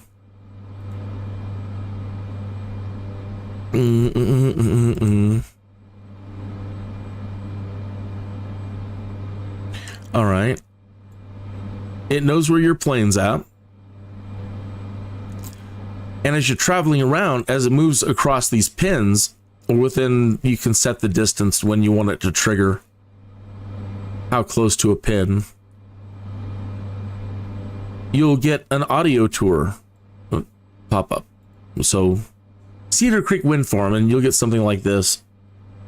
The Cedar Creek Wind Farm is a 551.3 megawatt wind farm located about 8 miles east of the town of Grover in north-central Weld County, Colorado. Grover. It consists of 397 wind turbines and was constructed in 2 phases, Cedar Creek I and Cedar Creek II, becoming fully operational in 2010. The electricity is sold to the Public Service Company of Colorado. The initial 300.5 megawatt Cedar Creek I installation was completed on time, within budget, and without incident, with the operation commencing on the 21st of November 2007. Cedar Creek I is an important contributor to Colorado's new energy economy, providing enough wind-powered electricity for 81,135 homes. Cedar Creek II has an additional 250.8 megawatts of generating capacity, and was commissioned in 2010. The first phase has 221 I think I have 1 megawatt desktop wind off. turbines You're not hearing from it. Mitsubishi Heavy Industries and 53 1.5 megawatts turbines from General Electric. The second phase has an additional 63 1.6 megawatts SLE turbines from General Electric and 62.5 megawatts from German wind turbine supplier Nordex. Cedar Creek I is currently owned by ArcLight Capital. Cedar Creek II is owned by BP Wind Energy and Sempra Generation. Electricity from Cedar Creek II reaches the grid through approximately 20 miles of new transmission lines that connect to the Cedar Creek I substation. From there, the project utilizes an existing 76-mile transmission line to deliver the electrical power. The Cedar Creek II project employed some 350 workers during peak construction, and some 19 jobs have been created to monitor and maintain the facility. That was a long one. Okay, and so every pin you see on the map is an audio tour, and you can submit your own. And people in the community are responsible for there being so many, and you can get regular updates. So you just click like down here and add a point of interest or submit feedback. But you can, again, add your own. And most people just copy and cut and paste what's in a wiki and listen to that AI voice and how well that AI reads text, dictates text. And then I look at Microsoft Flight Simulator 2020, and these AI can't sound natural at all. Don't sound natural at all. And this one, just nails it. How does Microsoft not have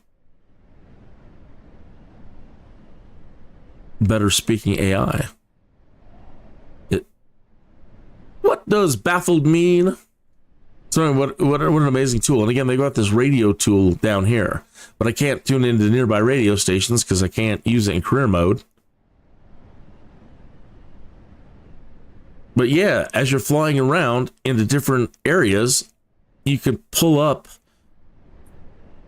almost every radio station in the world. That is amazing. What a great app to have when flying around. So I really recommend it. I'm not getting paid for this, but bushtalkradio.com.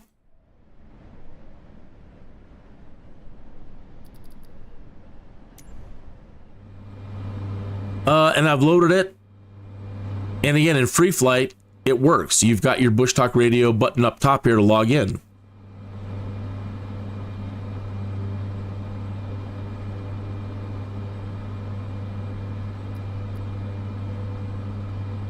Another tool that works fantastic, and I don't want to use it at all right now on something like this, but that is where did it go?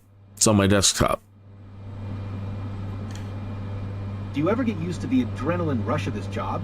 Hopefully, you learn to manage it with experience, and it's a part of the job, Random failures 2020. Random failures. You gotta make sure it's off as soon as this thing starts. Good, it's off. Random failures, stop.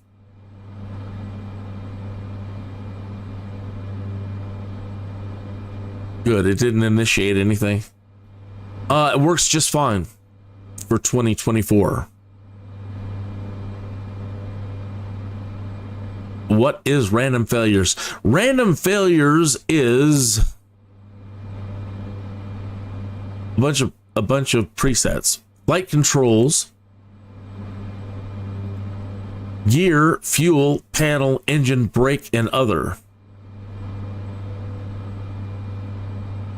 So you got a list of components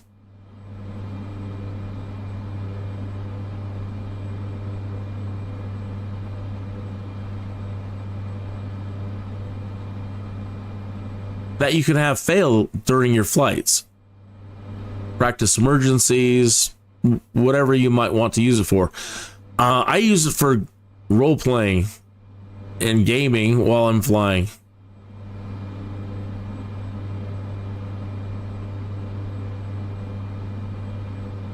So what I usually do is use a D&D dice generator, and I just go out online and find one. So let me grab one here. Just type in D&D dice generator.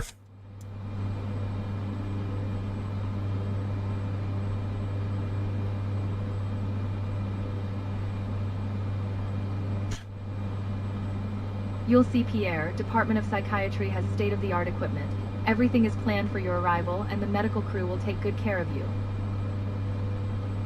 So when I'm flying around to be entertaining, I imagine sometimes, especially when we're doing the world tour stuff, and we're flying over these cool stadiums everywhere, I'll stop the plane, throw the drone out, take us down into the stadium, and determine if we can beat their local team at whatever game we're going to play.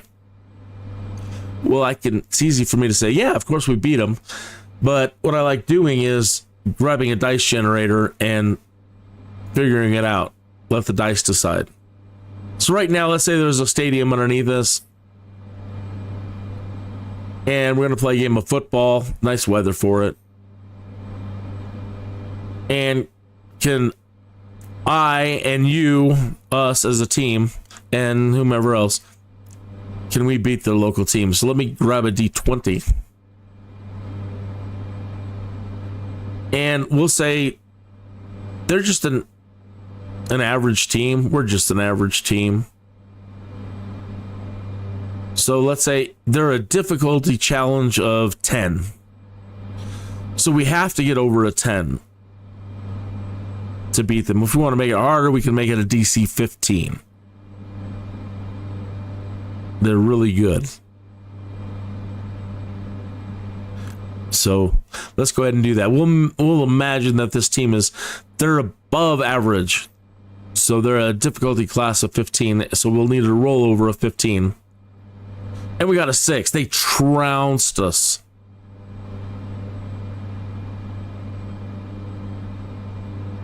So a while back, I was imagining and doing these demos of imagining that I'm flying around a celebrity. I'll be monitoring you during flight. Just standard procedure. Taking a celebrity from point A to point B. Like Scarlett Johansson. But I discovered after a while, without using dice, I was succeeding in more flights than not, and they were kind of boring. And so I wanted to introduce some action into the situation. So let's say we're flying Scarlett Johansson, but we're also going to be flying while conducting an interview as we're getting her to her destination. But every 5 minutes, we're going to roll a dice to determine if something goes wrong or something changes. All right, so I had a chart set up, and it also included weather changes, but right now you can't control the weather in career mode. So rolling a dice would determine, was it a weather event? Was it, and then all the different variables that you have under your weather options in the simulator. Or was it going to be a random failure? So I would roll a dice. In this case, I only have presets, so there's 7 of them here. 1, 2, 3, 4, 5, 6, 7. Yeah. So on a D10, let's even go 8. Just an 8. If I roll an 8, nothing happens. So I rolled a 7. So this would be a failure, a potential failure in the others category. And we have 1, 2, 3, 4, 5 options that can fail in here. So let's grab a D6. How long have you been with this medical team, Dr. Absalon? I've been part of this crew for about a few years now, and we've already worked with our pilot too, which is a great thing because we need to trust each other and good coordination. Oh, I forgot to turn off desktop audio again. and turn back on MSFS audio. Different audio streams are tough to juggle sometimes. Okay, so I'll roll a d6. On a 6, nothing happens. Got a 5. So we're going to potentially have a vacuum failure. So enable it, and then we need to have a roll on what percentage, or for the purposes of the demos that I was putting together on will I crash a celebrity. I think I just made everything instant. It has to happen. But here I can do percentage with the D100, and we can see the probability of it happening. So the probability is 10%. This goes from 0 to 1,000. So I don't know what we would set this at like 100. Yeah. And then apply it and save it.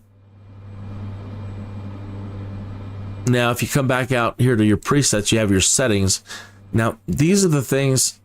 Are we turning, or hopefully the plane hasn't gone crazy? Okay.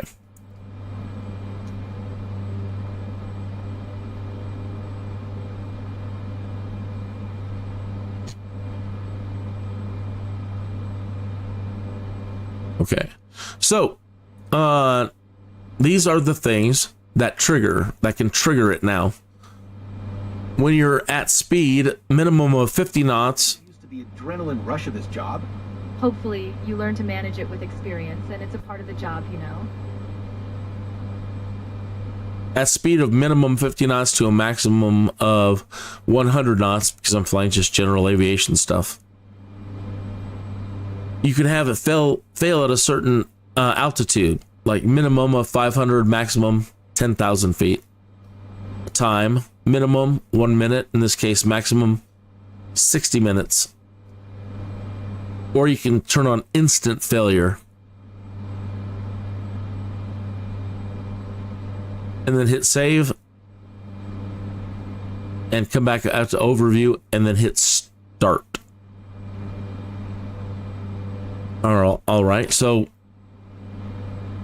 in that way, in my demos of will I crash a celebrity, I could make something happen and determine if something's going to happen or not. And then to see if I and the celebrity can survive whatever happens. And that made for a much more exciting show. You gotta have that danger in there. I don't think I killed anybody. I think maybe Gene Simmons, but I think we walked away from that. And I want to say the Scarlett Johansson one went wrong too. Some of these failures can happen and they don't really affect anything. Just minor things can happen. A light on the dash goes out, or something, it happens, and it's not going to cause the plane to fall out of the sky right then and there. But sometimes, like using this one so far, I have rolled engine failures twice.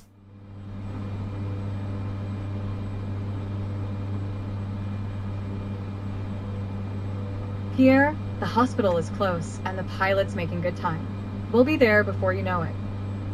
So if you just want to add a little bit of challenge to your flying and practice emergencies, random failures works great with 2024. No problem at all. It's no fuss at all to download it, extract it, run it. Don't have to stick it in a community folder. Just run the thing. It finds 2024, hooks up immediately, no fuss. So that, if you want to just add a little bit of randomness and blah, blah, blah, practice emergencies. Using these in combination together, adding some role playing. I know that there is one other live streamer out there who does role playing while flying. I don't know to what extent. I haven't actually tuned into one. I've flipped by and seen headings going across like I'm role playing while I'm flying. And I think that's far out. Congratulations, cool. I hope whatever you're doing, you're having a blast. But having a tool like this, using a D&D dice roller, can really add a lot of fun to any role-playing that you want to do. I know you're probably out thinking, this is so silly. I mean, maybe not the random failures thing. If you're like serious about the simulation stuff, you're like, yeah, I like the random simulators, but your role-playing stuff, that's a little bit goofy. You're a nerd. Right, I know. I grew up playing D&D, so I find it fun. As a matter of fact, I'm still playing D&D.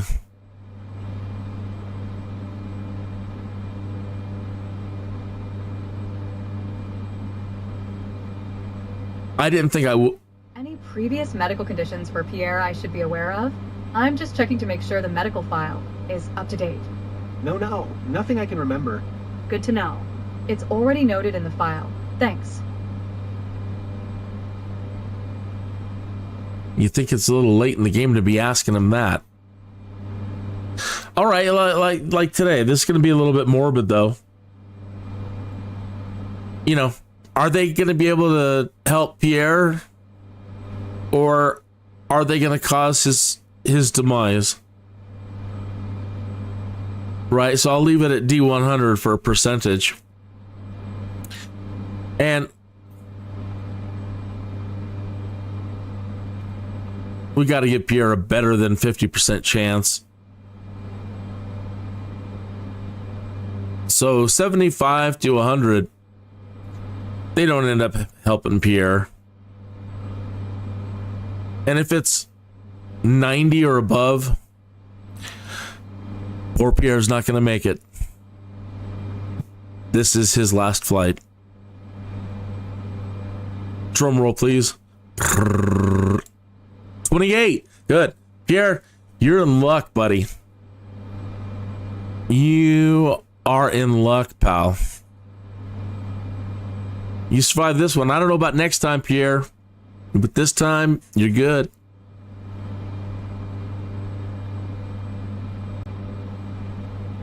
I feel better knowing Pierre's going to make it, don't you?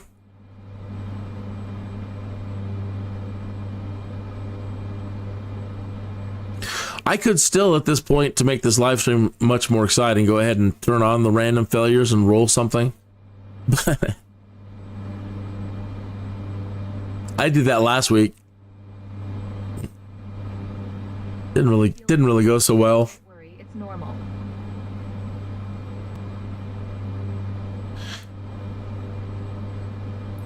So that was my live stream last week, playing with it while doing career mode stuff, making matters worse.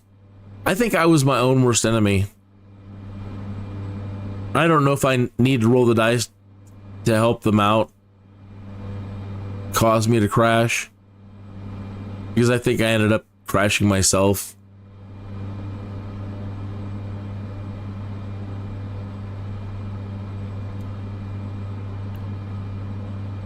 This is a big score of money, so I really don't want to jeopardize this flight. If you're thinking to yourself, no way am I going to... I want to do career mode, but no, I don't want to do 3.5 hour missions. I don't have that much time. That's crap, man. I really want to do the missions. I really like the credits that you're going to earn for doing the MEDIVAC missions. But no, man, I'm not doing 3.5 hours. Forget it. If you don't know and you're new to 2024, it's okay. You can speed up the simulator. Okay, but that can bring some problems. One, if you're not completely stable in flight and you try to speed it up, bad things can happen. In career mode, if you fly over certain airports and you're not aware, and I guess calling in for clearance, or I don't know. I don't know. You can get dinged for not responding to calls. Like handing off calls too between different air traffic controls. Temperature's normal. Respiration's a bit slow. Supplemental Oh, 2 should make it easier to breathe, Maxim, okay? So be aware of that. If you speed it up, be careful. Be careful. You don't want to miss messages, and you want to be careful what you're overflying, but you can. And you have to go into your settings and type in sim under controls. Pick your keyboard control and type in sim. All right. Sim rate. Increase sim rate, decrease sim rate.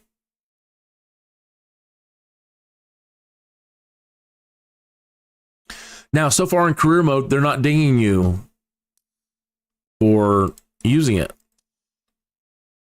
because you're still doing the whole flight at the moment. You're still flying the whole flight. You're just flying it fast, which again can bring its own problems.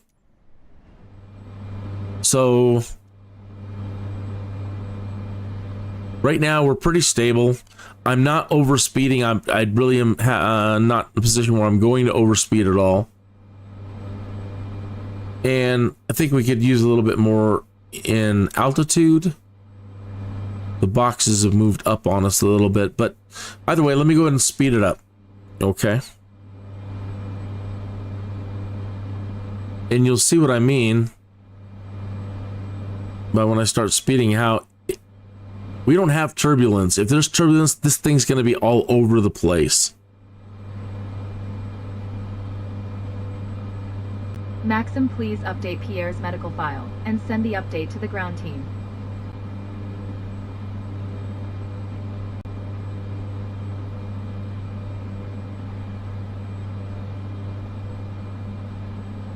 You'll see Pierre. Department of Psychiatry has state-of-the-art equipment. Everything is planned for your arrival, and the medical crew will take good care of you. See the plane porpoising?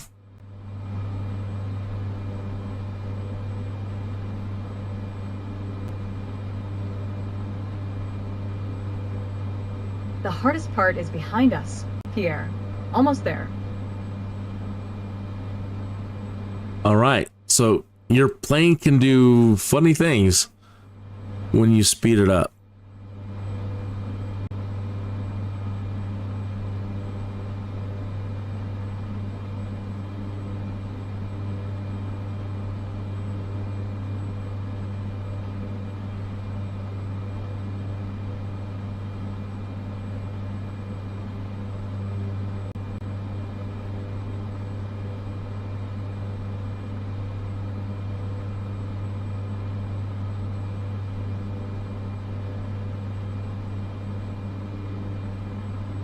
Upping your pain meds, Pierre. You'll feel better soon. Yeah, if you could hand me some vitamin C, that'd be great. I've got a wicked sore throat coming on and a stuffy nose.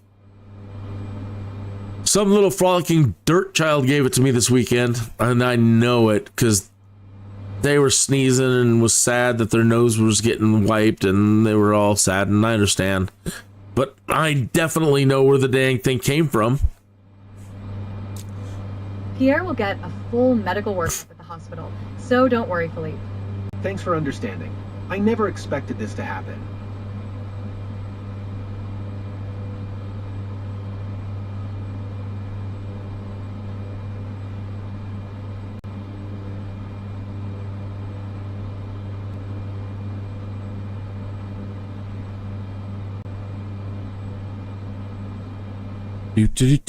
One moment. Call coming in.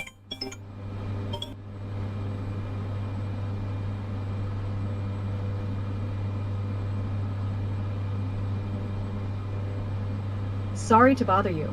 I'm gonna check your eyes with my pen lamp here. Fine. You can close them now if you feel it helps.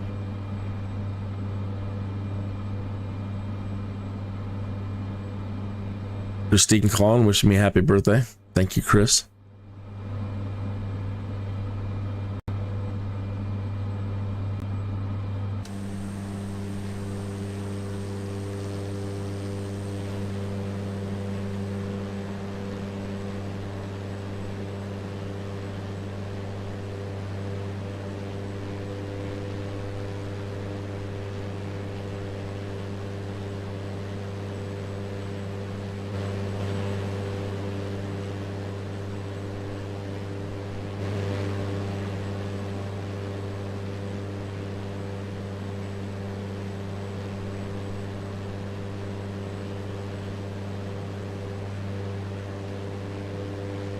Doctor, do you need any assistance with anything? Just sit tight for now. We've got everything under control. Don't worry.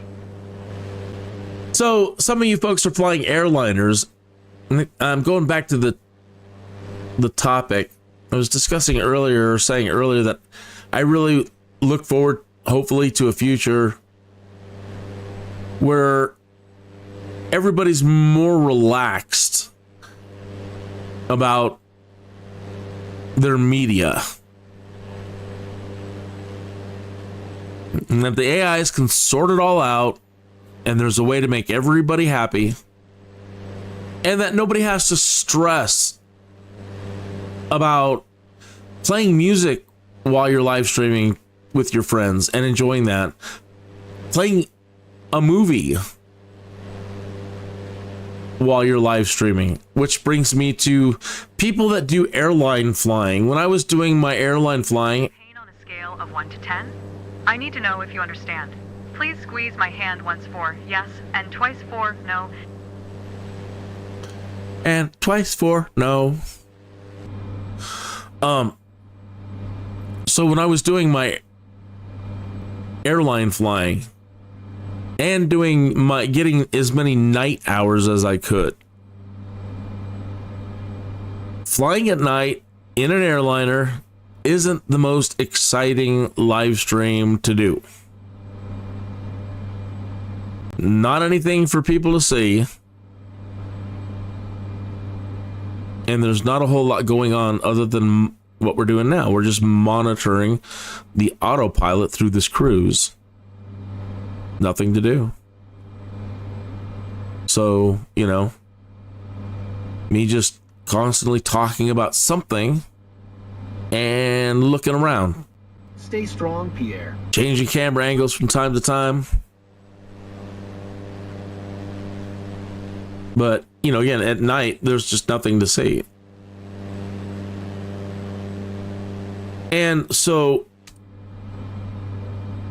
in the interior of the airliners, in showcase mode, you can go into the cabin using fixed camera 12 and 13. Contact Paris Center on 125.7. Good day. My God. So in an airliner, if you use showcase 0509er, please acknowledge. fixed camera. See, we missed an air traffic control. I was yakking too much. I missed it. Kennedy at Mike Sierra 509er. Did you hear my last transmission? I did now. Are there any concerns or update about my brother's status in India? As we said, we're monitoring closely for any signs. And it dinged me twice. Paris Center, Kin India, Mike Sierra 509er is at 13,200 feet, descending 13,000 feet. Kin India, Mike Sierra 509er Paris, Center QNH 1017. Continue to Papa Oscar November as planned.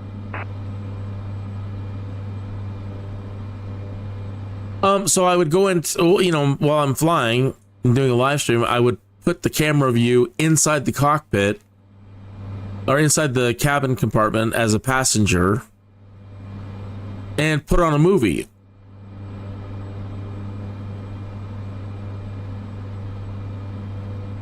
Or just either way, open up an extra window and have a movie running. Because that's what people do on long,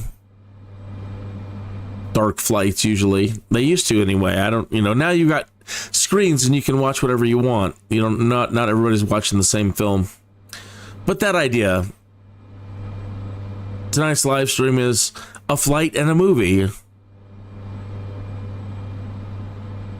And even using public domain movies that are copyright free, if they still...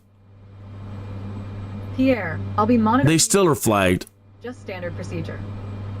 And you should be able to use them in commercial and non-commercial activities. And it's not like we're making fortunes out here. Some people are. Lucky you. My hat's off to you. You folks that have really succeeded at the YouTube stuff. and you're banking. That would be lovely, man. I would love to bank just once. Make Christine jump for joy. Just once.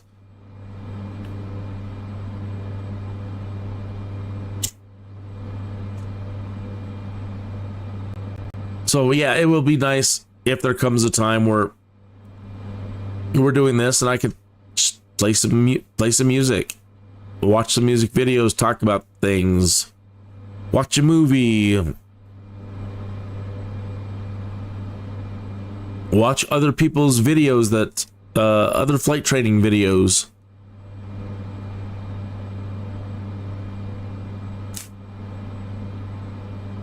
A lot of folks don't have their flight training content set to Creative Commons. You know, and so I can't use it.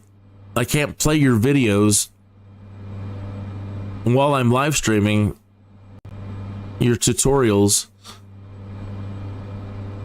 for our education and while we're doing this, because you're not set to Creative Commons and I'll get a copyright strike.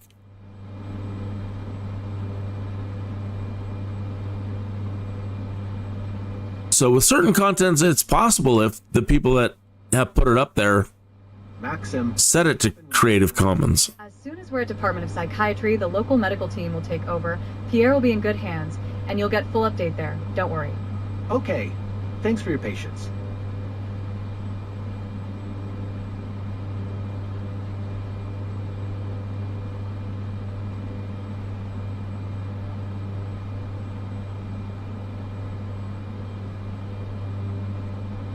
Which reminds me, after like almost 20 years, this one video that I made with some music from Lemon Demon, after almost 20 years, they clamped it down and locked it to where I'm not receiving any of the monetization from it.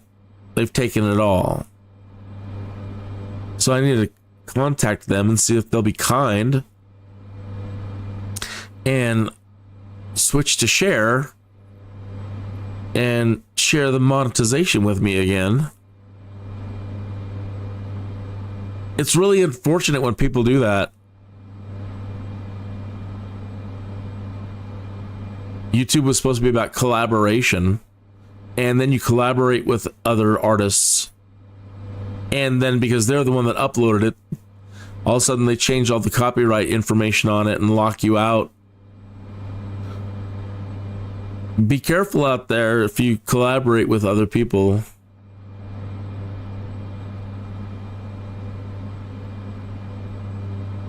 I don't get anything from any of the content that I've contributed to the Venetian Princess videos. Millions and millions and millions of views on those. And you know, it's one of those, well, it looks good on your resume. Well, it's not doing anything for me. You know, I'm not creating stuff like that. Do you ever get used to the adrenaline rush of this job? Hopefully, you learn to manage it with experience, and it's a part of the job, you know. So artists out there that'll ask you to help them, and you help them, and then they don't do anything but give you a credit in the credits.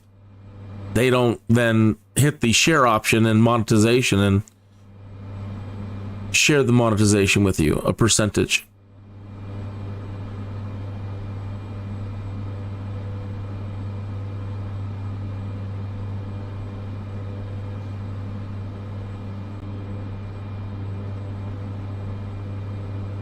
Maybe one of these days, again, some really smart AI will, well, I'm not going to allow you to do that. And hey, you realize how much you owe this guy in back pay for what you did? That'll be great. I would love to see AI truly work for, work for people that have been screwed by other entities. So the AI will go, This is all his content in here. Yeah, but so. Well, yeah, but so. Sorry. Send a percentage to him. I'm not going to let you do that.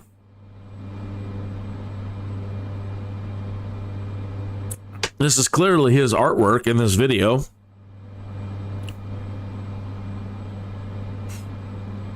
And it even says so in your credits.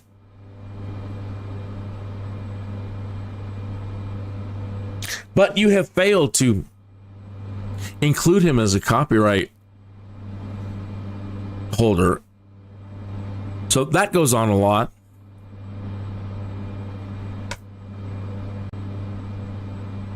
Doctor, do you need any assistance with anything? Just sit tight for now. We've got everything under control. Don't worry. So all I can do is, at this point, is just, this is what I'm doing. It's not the most exciting stuff. But I could really use your help with some likes and subscribes. Some subscribes.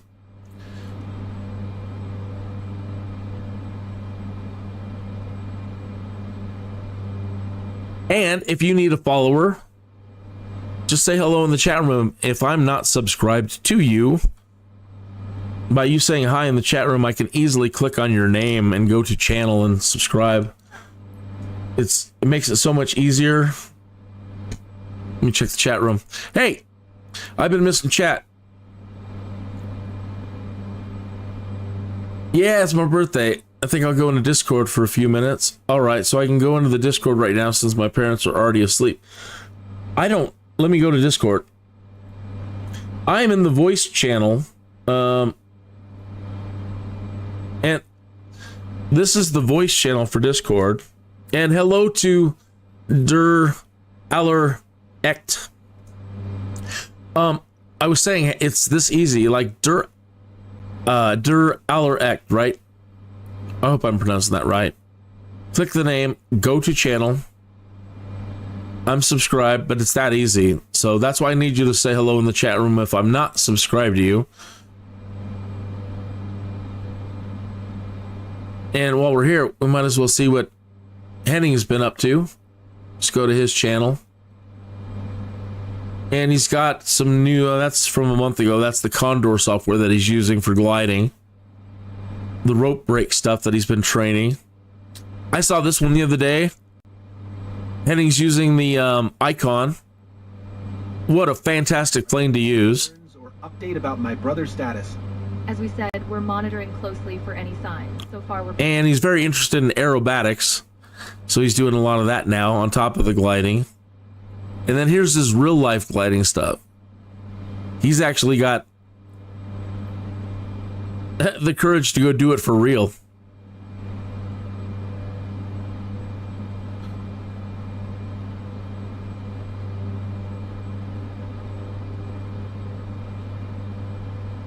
Oh, okay, it's Hans.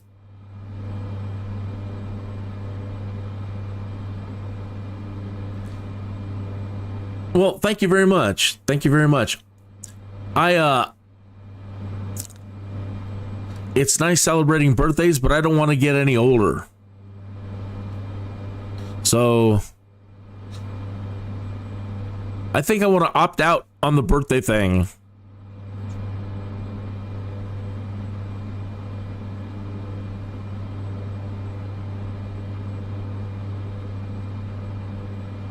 Don't know if I really enjoy this getting older thing at all.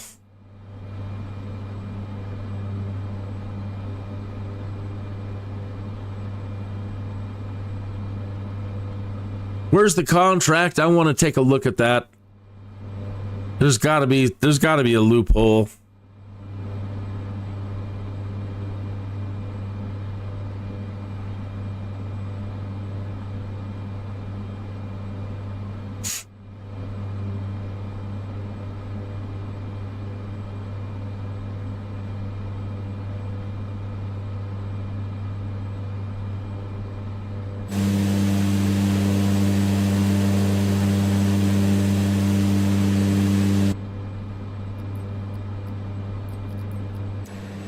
Can you rate your pain on a scale of 1 to 10? I need to know if you understand. Please squeeze my hand once for yes, and twice for no.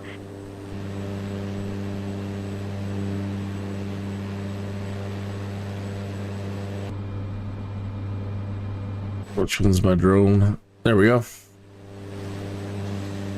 So, a lot of things I'm loving about 2024. If you're in no hurry, there's no hurry at the moment. I don't think it is really buggy, very buggy, and I'm sad to report, and I'm coming to grips with the fact that the career mode at the moment, just visually far better than NEOFLY, but as far as how it functions, it's not as good as NEOFLY. And I'm very disappointed. Now, I don't know if it's going to change, but there are things about NEOFLY that make it just so much more superior, and I wasn't expecting that. I really thought that Microsoft Flight Simulator's career mode would be superior to NEOFLY, and it's not at the moment. So again, graphics aside, if we put that aside, there are things that it can do that are just so much better. Right now I'm hearing the only way to get your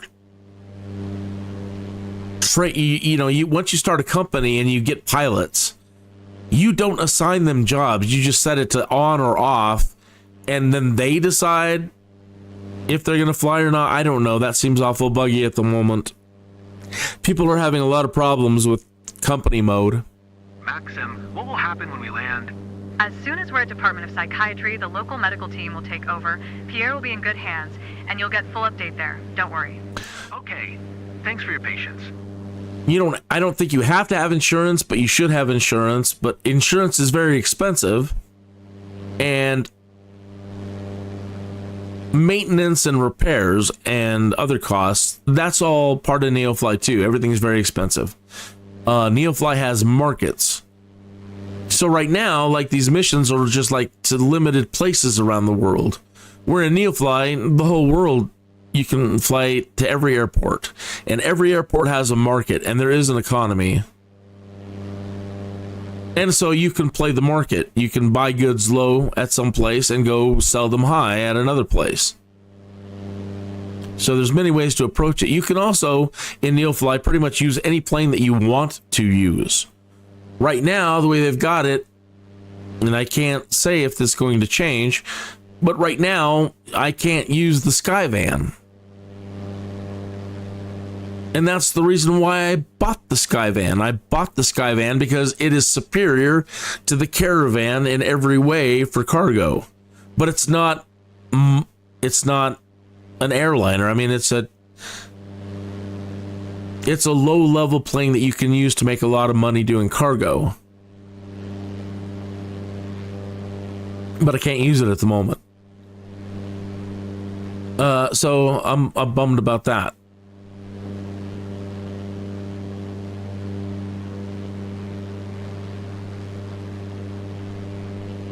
That's funny. This comment in the chat room that Henning just made. Let me put this up on the screen here. Very smart of them to send a Caravan to a 3.5-hour flight when the person that needs to be transported is almost dead. Pierre, the hospital is close, and the pilot's making good time. They Be there before you know it. They keep telling him it's close, and it hasn't been this entire time. Yeah, well, I rolled it earlier to see if they save Pierre or they kill Pierre, and he rolled successfully. Where's my dice? Yeah, I rolled to see if they would help him or if they would cause his demise. And lucky for Pierre, I rolled good.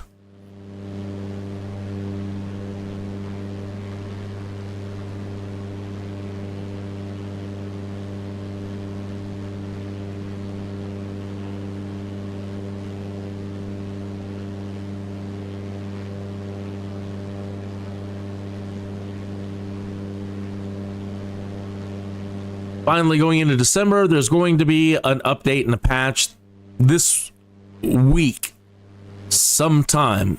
We don't have, we don't know exactly when. Of course, they'll let us know exactly when it happens. But so expect that this week if you have it. The Livestream, the developer Q&A and Livestream is on the 4th. And so I don't know if I'm sure that there's an area on the forum where you can submit questions.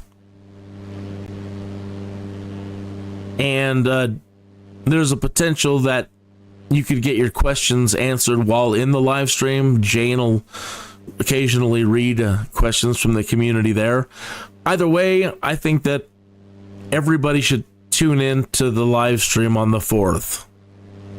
We need to know what's going on. We need to know, normally I don't care. Normally look, whatever you guys choose to do, I trust you. You've never let me down. And this is the first time I think I've really ever felt let down. Just standard procedure.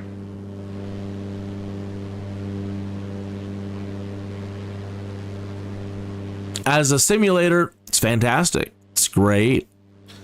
I can't complain. It is the greatest simulator in the world to me.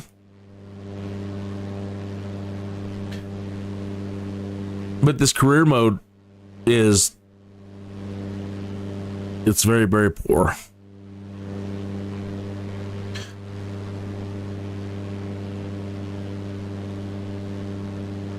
If you're into the other activities, I'm sure it's fantastic as well, like the photography and some of these other things that you can do. It's fantastic. Love it. Love it. Love it.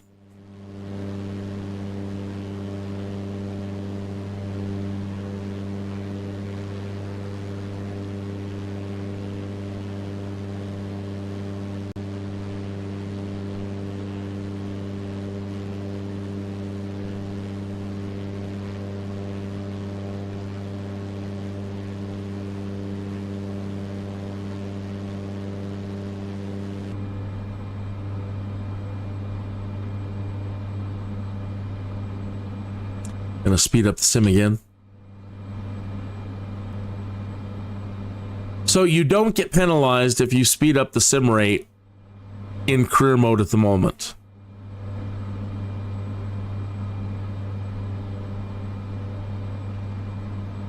If you feel any turbulence, don't worry, it's normal.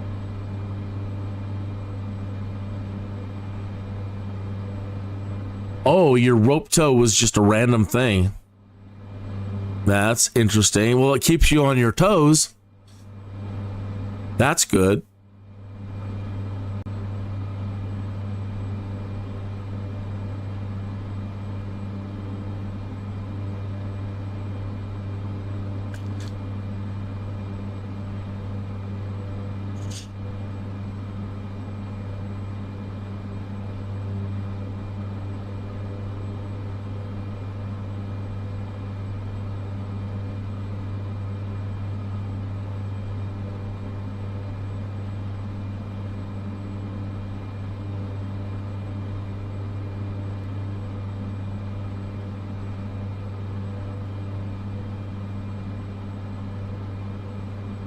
Philippe?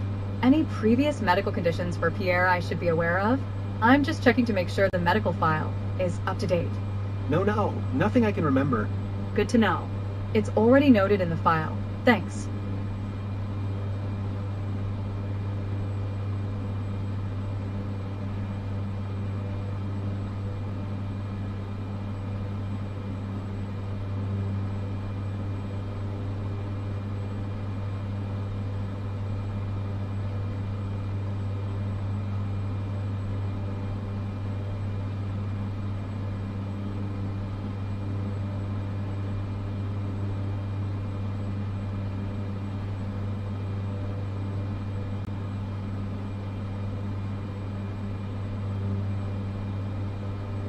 Hey.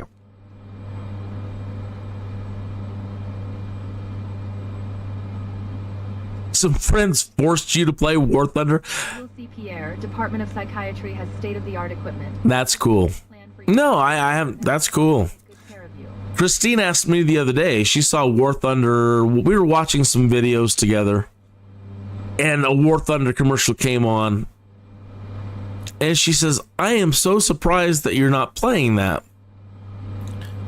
And I said, yeah, I've been asked to, but sometimes I'm interested in the combat aspect of things, and other times I'm not. And mostly not, you know. But it is cool.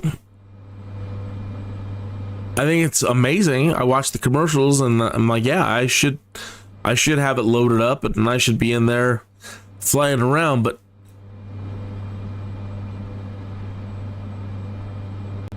one of these days I tend to get all obsessed. Like when I was doing DCS World there for a while, learning how to dogfight, and there's so much to know. I just have to become obsessive about it and just concentrate on that.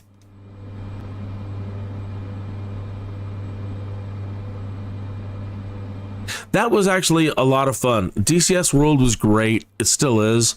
And what you put into it, you get out of it. I mean, I completely sucked at it.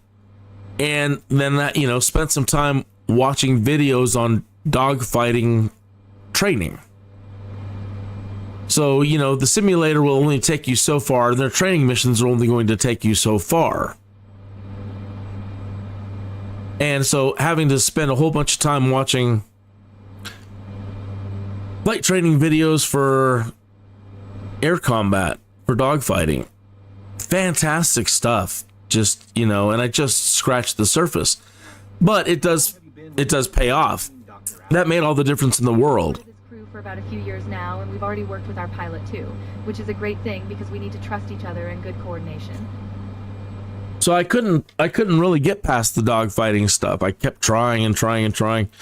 But once I watched a couple videos and started trying to apply what the dogfighter trainers are trying to teach, I was able to get past the dogfighting. All of the weapons, though, still really couldn't get my head around being quick about knowing what weapon to use in any given situation. And then doing the general missions. I'm just really not good at it. So just trying to do the basic missions, fly around a town and destroy all the enemies on the field. Just am horrible at it. And send the update to the ground team. Couldn't blow up anything. Occasionally I'd get a good shot off and kill something, but for the most part, man, it was just hours of flying around trying to hit things on the ground, and I just couldn't do it. Kin India Mike Sierra 509er, contact Paracenter on 126.475. Good day.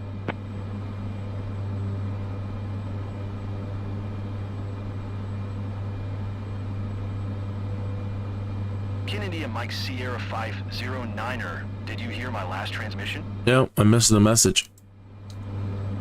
126.47. You're saying Mike Sierra 509er. Paracenter Kin India Mike Sierra 509er is at 13,000. It's better if I don't. It's really grindy and you get frustrated. Oh yeah. Oh yeah, for sure. Sierra 509er Paracenter QNH 1015. Continue to Bravo November Echo as planned. Stay strong, Pierre. I'm so proud of you. Stay strong, Pierre. Yeah, you can get frustrated very easy. Yeah, well, we'll see. Maybe in a few weeks, yeah. Maybe in a few weeks I'm gonna need a break from this.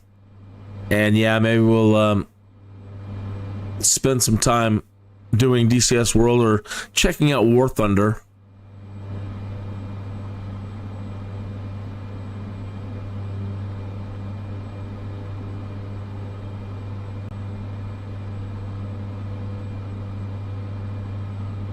I definitely wasn't born with the fighter pilot genes, that's for certain. I hate admitting that. You know, everybody, you know, as when you start getting into flight simulation, start thinking, well, maybe one of these days A full medical workup at the hospital. I'll realize that Thanks for understanding. I never expected this to happen. I'm a great fighter pilot. And only to realize, no, not at all. I'm a horrible fighter pilot.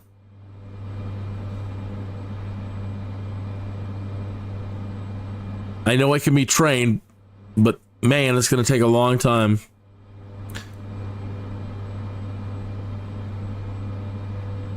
I always think about those guys back in the day that didn't have in previous wars up till now, that haven't had the luxury of simulators, or at the point in time where they were just using basically wooden boxes and somebody standing behind you moving the box while you're moving around painted on controls. And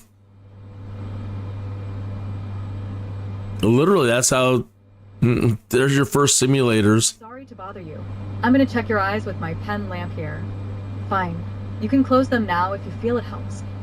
So, those people in the past that they didn't get much training at all, and they were expected to go up there and fly around and engage in combat and do all these crazy things. And no wonder the life expectancy was like 19 minutes.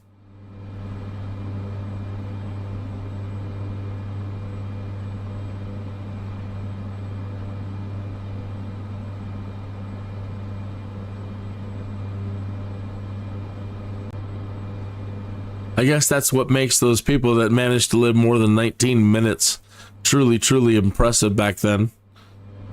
The aces. They were born with the pilot and fighter pilot genes.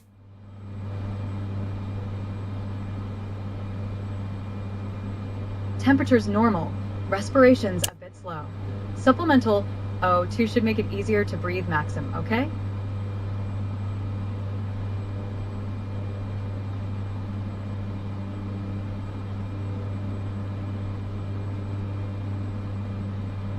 Well,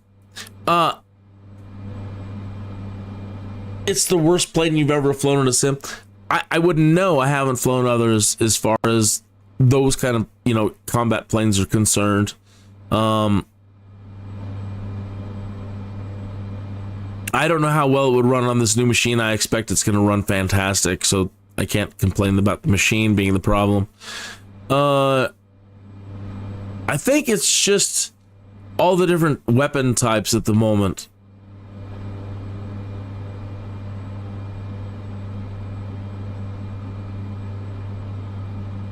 Or just more experience how to use them properly. You'll feel better soon. But again, I think that's something that I'm going to need like a whole year.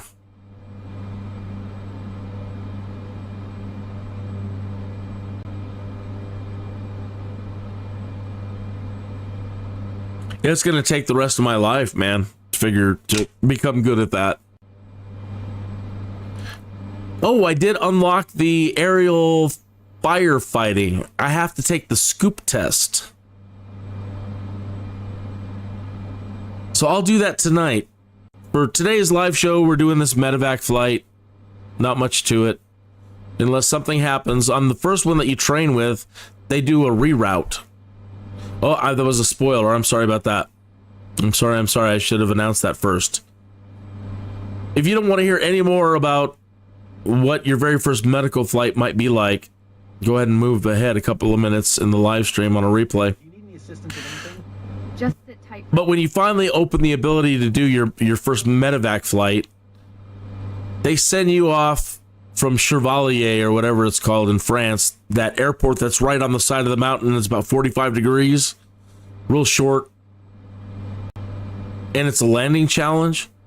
So you take off from there, and about halfway on your way, it's like, uh-oh, something went wrong with the passenger or something.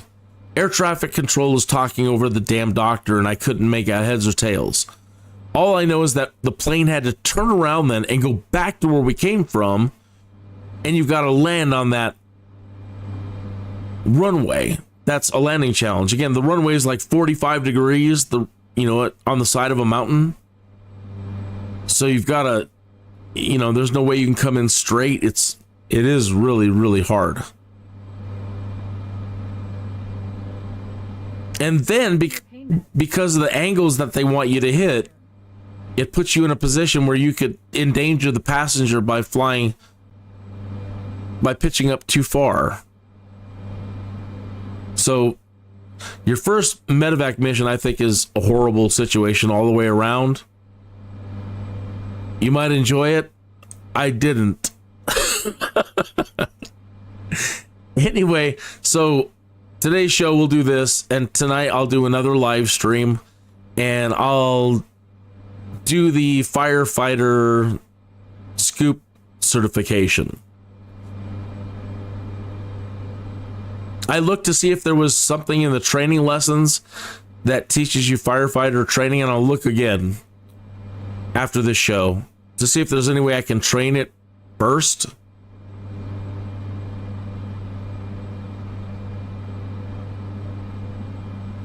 But if not, the good thing is you can keep taking the tests over and over again. So nothing in this has been terribly difficult. So it's just I've never done it. So, but I'll do that tonight and then start seeing if I enjoy the aerial firefighter stuff. People are very, very upset in the forums right now that there's no firefighting with the helicopters. Courchevel. Yes. Courchevel.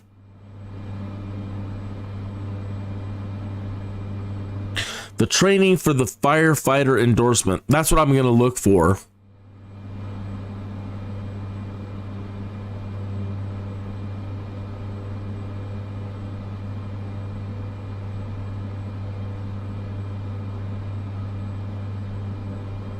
You'll see Pierre. Department of Psychiatry has state-of-the-art equipment.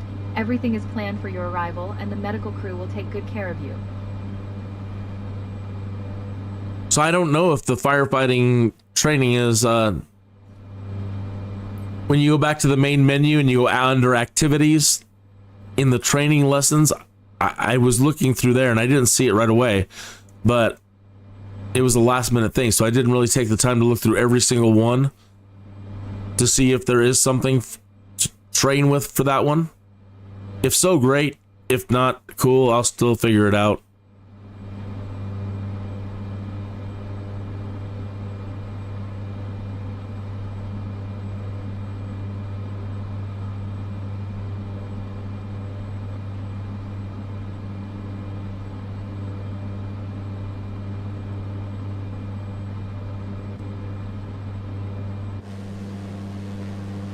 Temperature's normal. Respiration's a bit slow. Supplemental O2 should make it easier to breathe, Maxim, okay? I have to say, when you are in an area that is well made and the graphics are, the maps are great, it's great. And I don't know, again, if it's still a server issue, but some places you fly into, the graphics are really, really bad still. And again, some areas you fly into, it's so beautiful and detailed. So it'll be nice when that all starts to even out. And I don't know if it's because, again, servers overloaded or whatever, that certain areas aren't streaming fast enough. I don't know. I just can't wait for this entire simulated world, don't worry, it's normal, to all be at that level of high fidelity. So I know as we move forward in time, it will. So it will. It's only going to get better graphically as we go forward in time. So the areas that are high definition will really, really, you'll really enjoy. And yeah. All right. Well, you have a great night, and I'll see you next time. And yeah, I'll do my best not to kill Pure back there. Take care. And happy holidays to Hans. I don't see him enough, so happy holidays, Hans.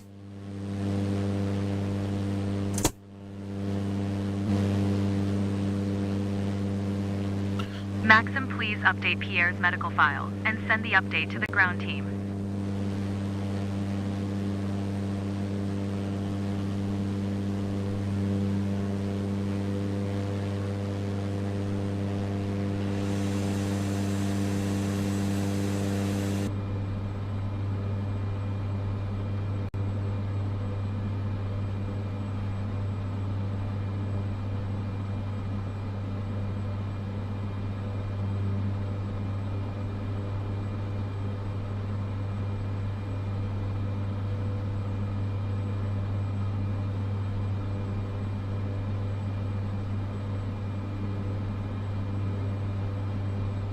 I ultimately don't want to be too down on Microsoft, Asobo, or anybody for 2024.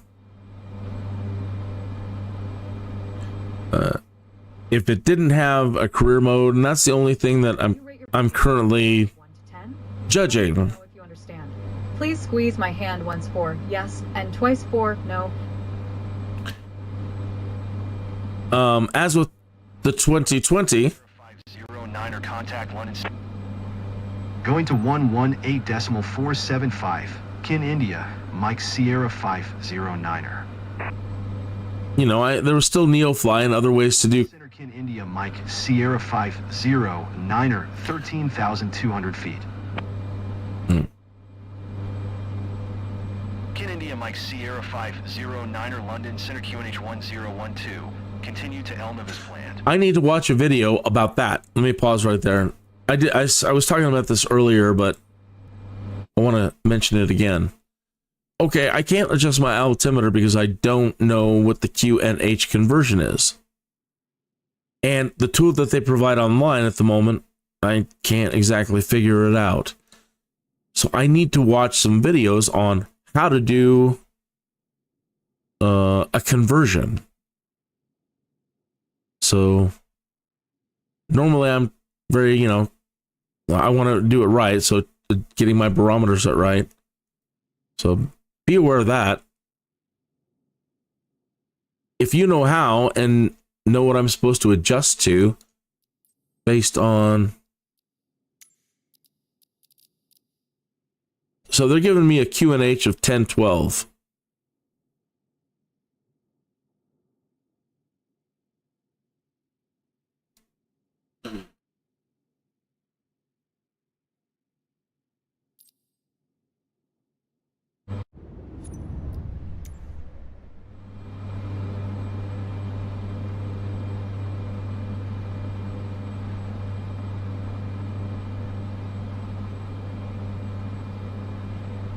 Pierre will get a full medical workup at the hospital, so don't worry, Philippe.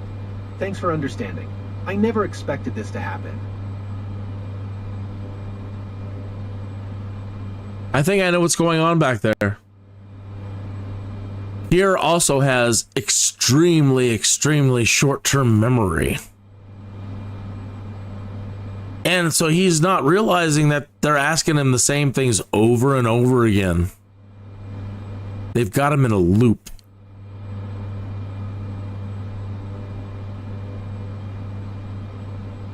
That's why they're all giving me the funny eye, because I'm on to them. You guys. Here I'm starting to think that they're pulling one on you. But you're going to forget I said that because you have short-term memory.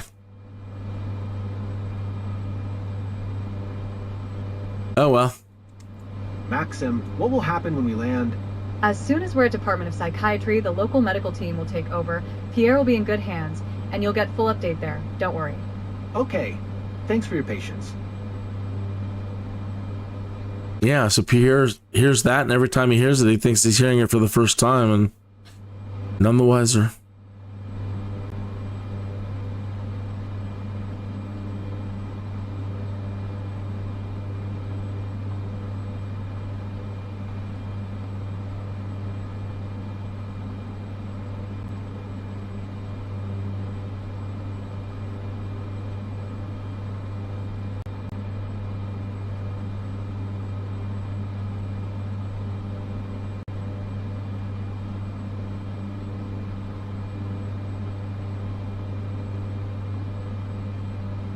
You people that fly for real, my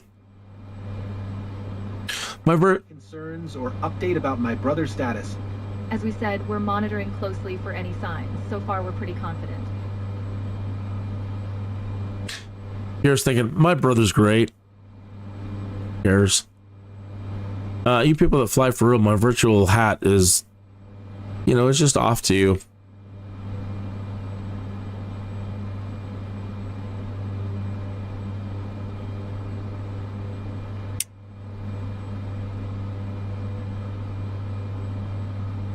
It's wrong to envy, but There's a certain amount of envy knowing how fast your brains can calculate compared to mine.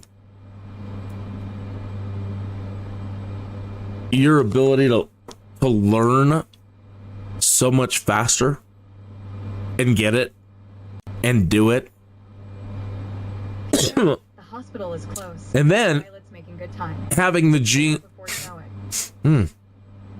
Pardon me, I'm very under the weather today. I've got a wicked sore throat and a snotty nose and all over the place. I deeply apologize for any noise.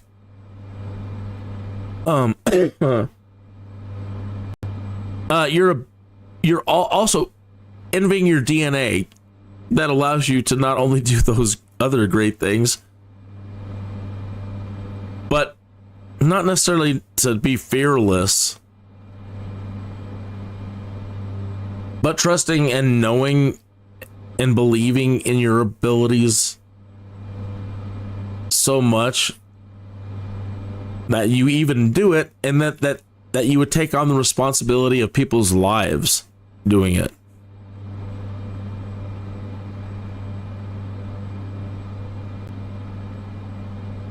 Stay strong, Pierre. I'm so proud of you. All the factors involved in creating a pilot, a real world pilot of any kind, just to reach that first tier. And if that's all you do, you just fly by yourself. You're not going to put yourself out there trusting yourself too, to go do it commercially, or, trust yourself with lives. Either way, wow.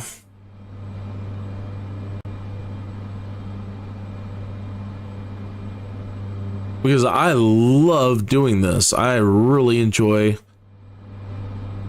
flight simulators. And I love learning about Do you ever get used to the real world flying. Hopefully, you learn to manage it with experience, and it's a part of the job,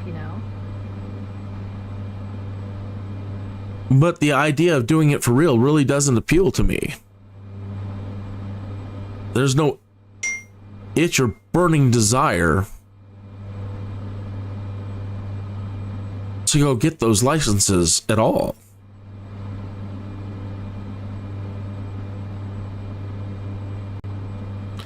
None.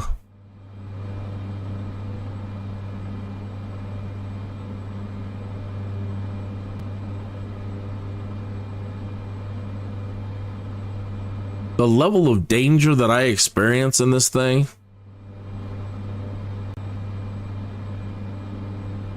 and the amount of things that happen. How long have you been with this medical team, Dr. Absol? I don't know if Crew for about a few years now, and we've already worked with our pilots. I don't know how the odds would change We need to trust each other and good coordination. doing it for real. If the odds would change, and if the odds, if after the first 5 minutes, if I realize the odds are probably not going to change, I don't know that that's something I should be doing for real. Thank God for simulators.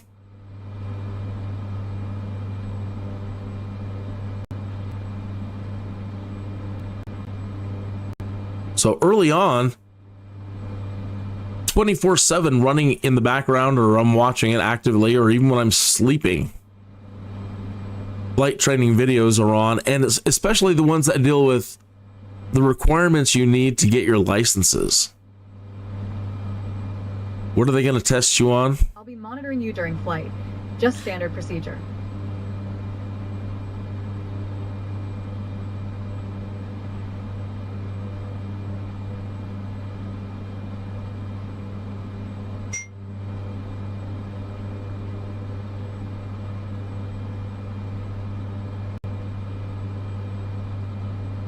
Learning how stuff works. The FAA videos, those are very interesting. I needed to get back into those. I stopped, and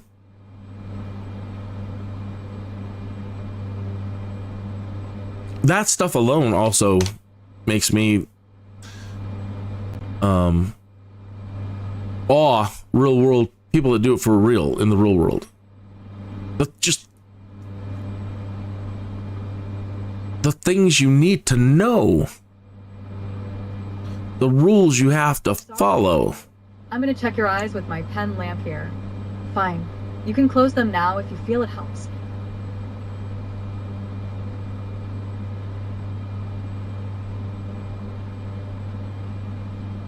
That alone made me say, you know what I should only be training for in the simulator is class, what is it, G? Class OG airspace.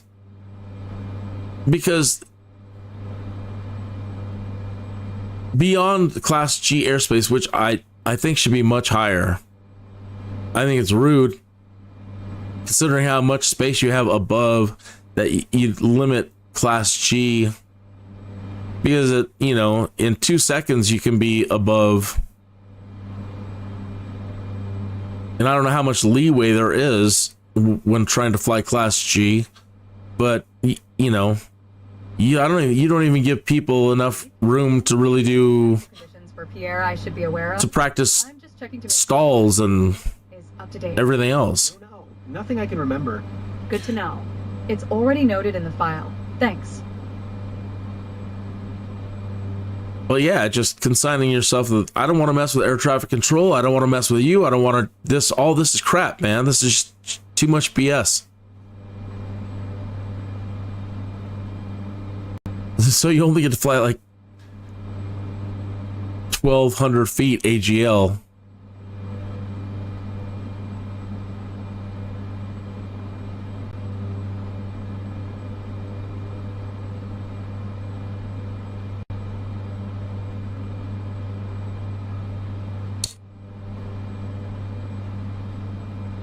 I used to watch the AOPA stuff religiously, and I've stopped doing that. I need to add that back into my routine. Pierre, the hospital is close, and the pilot's making good time. We'll be there before you know it.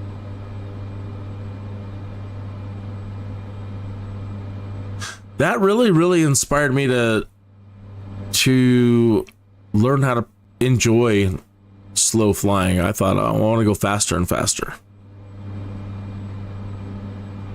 And they have interviews with different old school pilots and just, you know, great pilots. And this one great pilot they were interviewing was talking about crash data for general aviation. And he says, not enough people practice slow flying. Everybody is trying to go faster or impatient. You become impatient. You want to hurry and get there. You got to go to the bathroom. You want your Starbucks, whatever it is. I'm gonna check your eyes with my pen. And don't tell me even in the simulator you don't do it, because people are, you know, we speed up our sims, we hurry up, we skip taxi, you know. I don't know how many people can say they truly do every bit of their simulation by the book.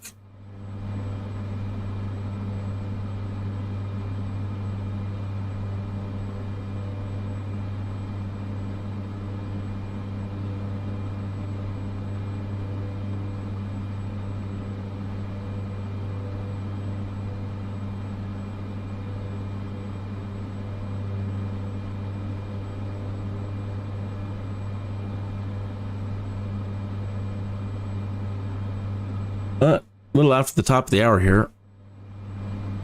2:03. Broadcasting from Colorado Springs, Colorado. Pierre, I'll be monitoring you during flight. Just standard procedure.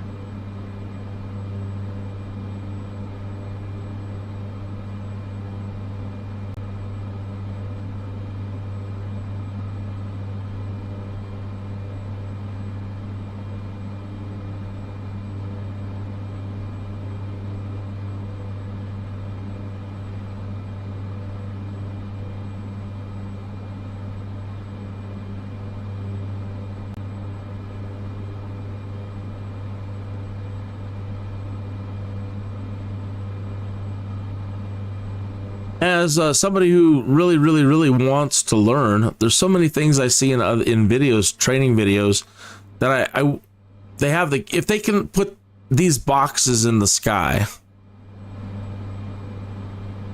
they can do a lot more visualization. They can provide a lot more visualization tools. Having the Been with this medical team, Dr. Absalom. I've been part of this crew for about a few years now, and we've already worked with our pilot too, which is a great thing because we need to trust each other and good coordination. Having the wind turbulence overlays is kind of interesting at times when you're, but I don't know that everybody's flying around with their wind turbulence graphics on. And that's really cool. It can do that. But having more visual overlays for people that are learning. So another one that I would love to see implemented is airspaces. So you see the visual overlay of the box, the flight path, but having 3D representation overlays for airspaces. So you get an understanding of the height of certain airspaces, and then To make sure the medical file is up to date. the shape. Nothing I can remember. Good to know. It's already noted in the file. Thanks. Other things that might be interesting to see that we've never been able to see before, but they're phasing it out kind of, is the VOR signals. Actually being able to visualize radio signals. And you're thinking, what do you want that for? Well, learning how to do old school VOR, steam gauge stuff, even using this and understanding how to dial in and use your nav radios.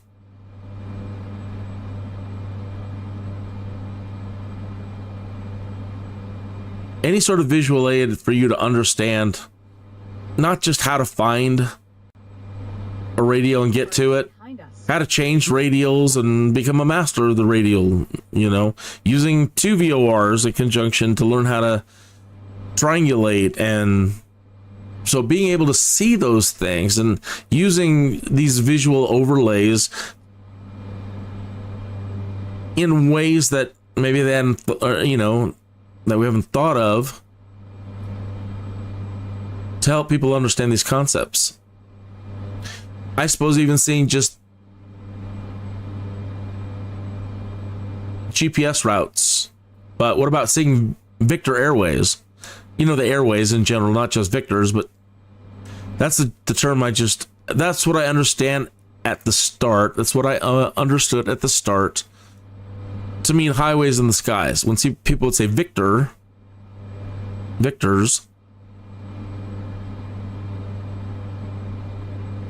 I thought it meant to all, Department of Psychiatry, how to describe all airways in the sky. is planned for your arrival, and the medical crew will take good care of you. So possibly, seeing things like that.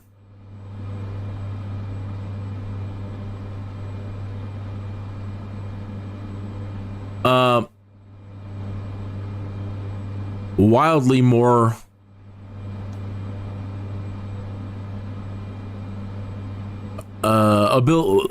ability to turn on. I know, I feel like I'm derpy trying to get this out, but how to get it out the right way.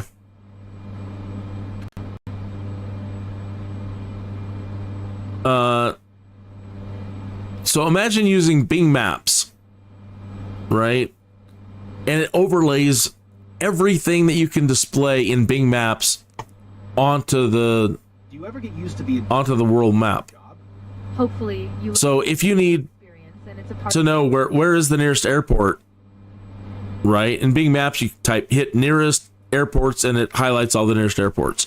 Same with the Garmin's. I mean, you can't turn off traffic, turn off VORs, turn off this, turn off that, and you can filter out the information. But aside from the GPS itself, it's not displaying the information in the landscape. So the ability to display all kinds of information on the landscape itself, So when you're doing like visual flight rules and you're learning how to read the maps, it's not necessarily highlighting all the things that are on the visual flight map. Like, hey, here's some railroad tracks. Here's this highway. Here's this highway. Here's the wind tower. Wind towers are over here. And I hope that makes sense. Doctor, do you need any assistance with anything? Just sit tight for now. We've got everything under control. Don't worry. So, if I were involved in Microsoft Flight Simulator development, I would say we need to spend a lot more time being brilliant on training and being able to deliver through this technology, this graphical technology.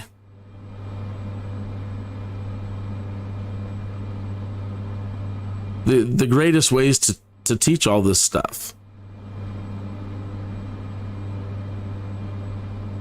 I feel that you really do have to, with 20 and 24, you have to find a lot of knowledge on your own. Hold on. Okay. Kin India, Mike, Sierra 509er, you are 51 miles south of Koningsby. Descend and maintain 2,500 feet. Oh, okay. Tower on 124.68. Maxim, what will happen when we land? As soon as we're at Department of Psychiatry, the local medical team will take over. Pierre will be in good hands, and you'll get full update there. Don't worry. Okay. Thanks for your patience.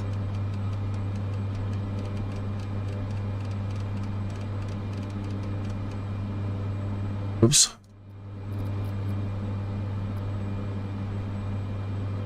$2,500.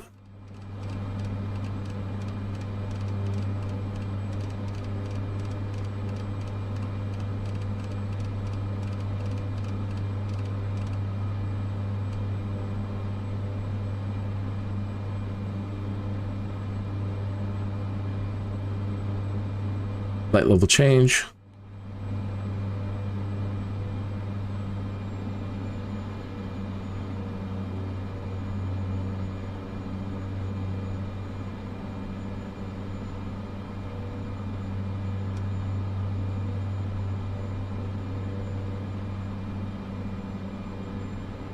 And hopefully we're not going too fast. That's a little fast, I think, for Pierre.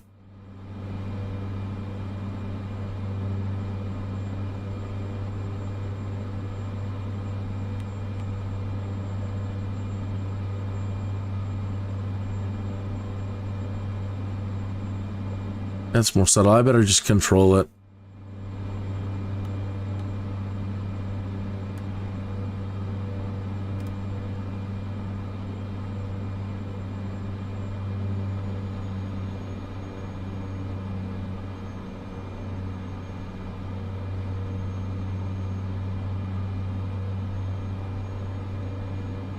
So what I'm trying to do here is get down to 2,500 feet, and I want to pitch down, but if I leave it to flight level control,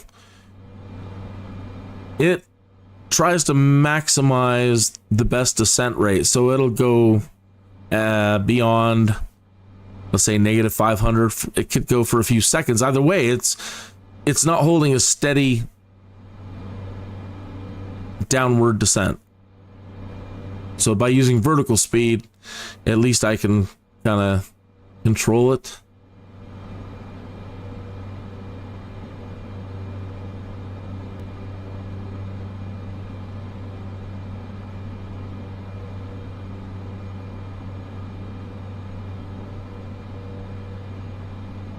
And I got to be careful on well, I guess with it set this way, it won't matter. I was going to say be careful about pulling out too much throttle.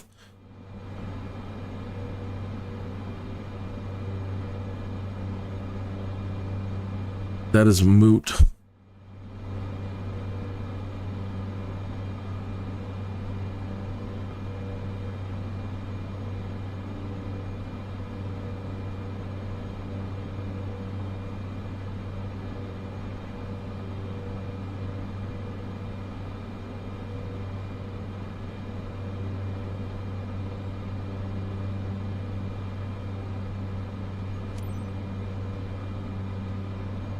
Maintain present heading and altitude. Tower on 124.68, Kin India, Mike Sierra 509er. Can you reduce the rolling? Our patients... Oh my goodness.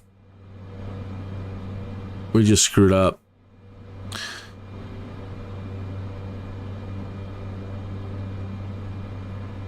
I didn't realize it was going to be that sharp, and it didn't put us into a...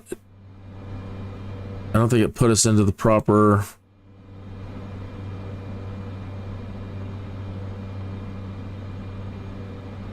What is it doing? The proper approach.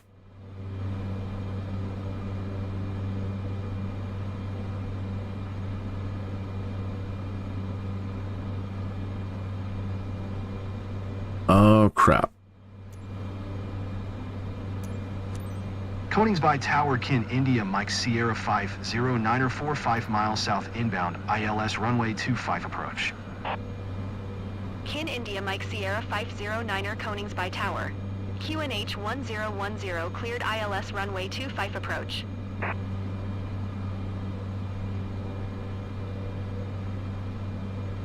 I don't think it's I can't tell if it's doing it.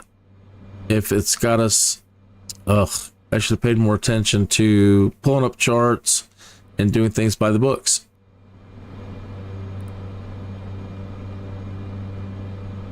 Because I don't see the flight plan at all to it. And all that rolling is killing Pierre. Kin India, Mike Sierra 509er, please acknowledge. Cleared ILS runway 25 approach, Kin India, Mike Sierra 5. And a second too late on that. My lord. We're gonna kill Pierre.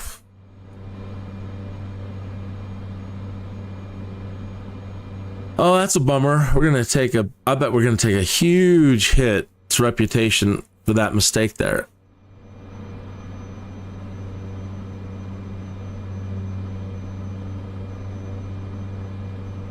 Rightly so. You know, rightly so.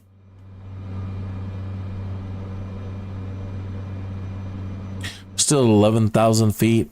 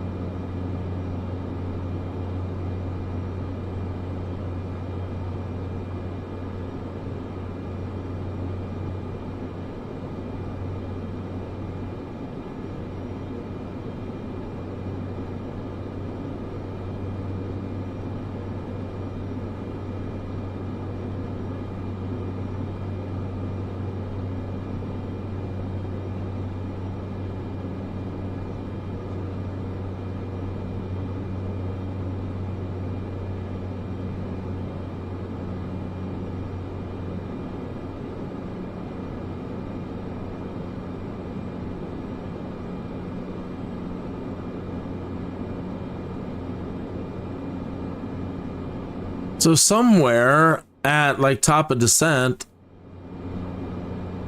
it broke the path. It's like the GPS broke or didn't go into the approach section.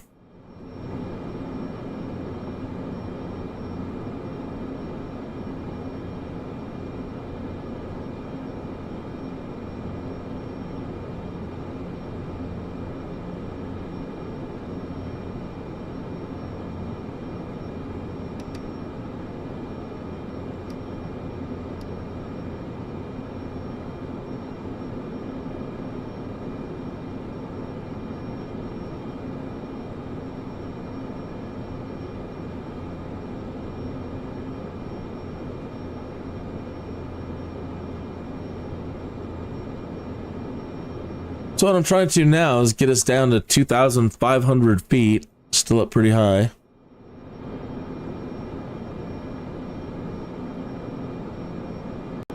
And trying to get back to the route to the runway.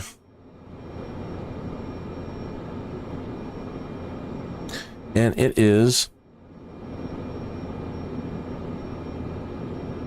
there.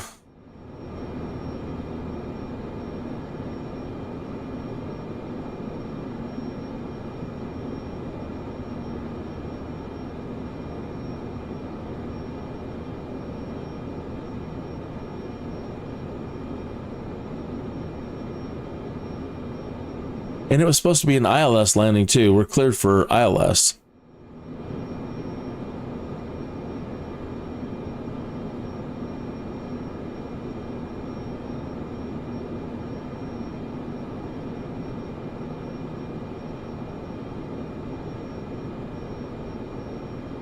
So let's look at that.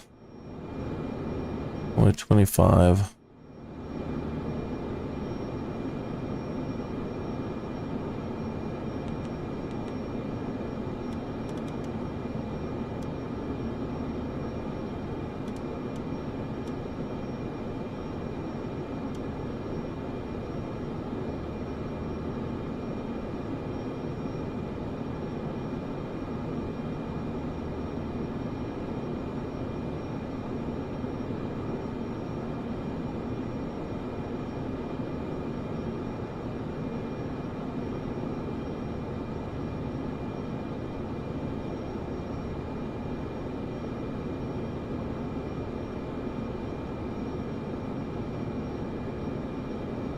And we're still 40 away.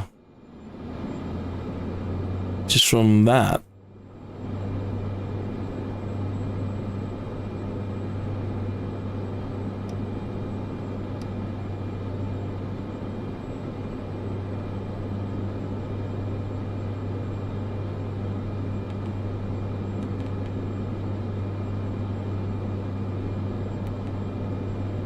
Egads. Captain, the brutal pitch direct. Oh my gosh. Here. Stall, stall, stall, stall, stall, stall, stall. Oh no.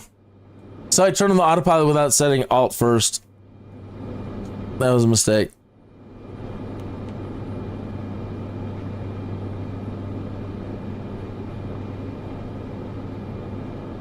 Oh, it still wants to climb. What are you doing?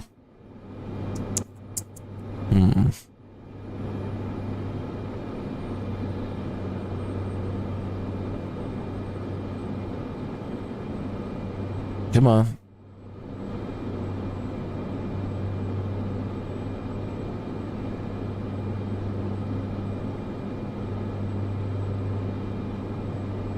Yeah. Poor Pierre back there. Oh, this is going to be horrible for our reputation.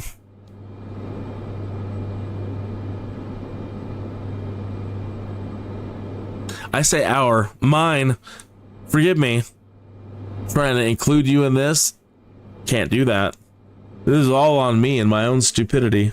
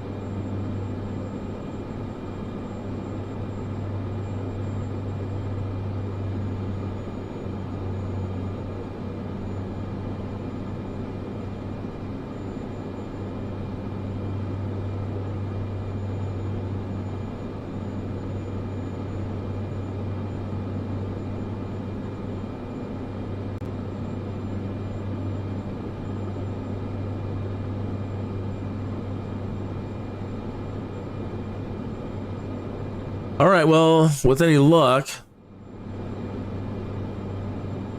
this will get us down to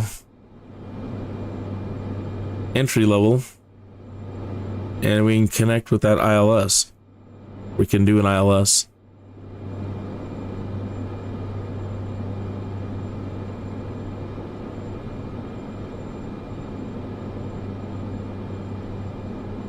It feels like it broke again.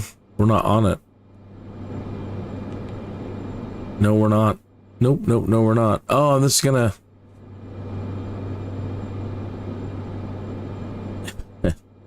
Sorry, thinking out loud, talking out loud. That is gonna screw up Pierre if I just turn on nav. So I need to do heading.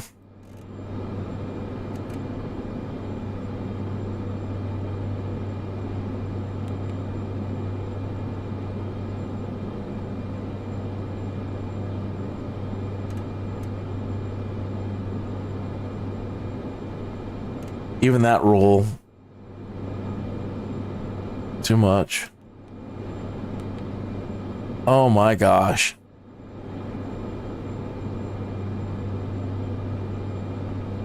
Then you're gonna have to use heading so slow.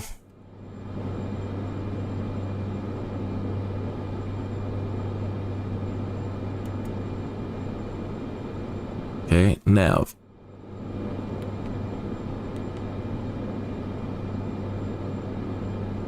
Oh my goodness.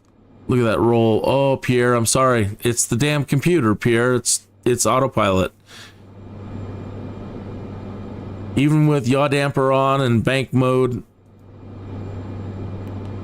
can't tell if that's on or not. The autopilot wants to kill your patient. So, you know, son of a gun.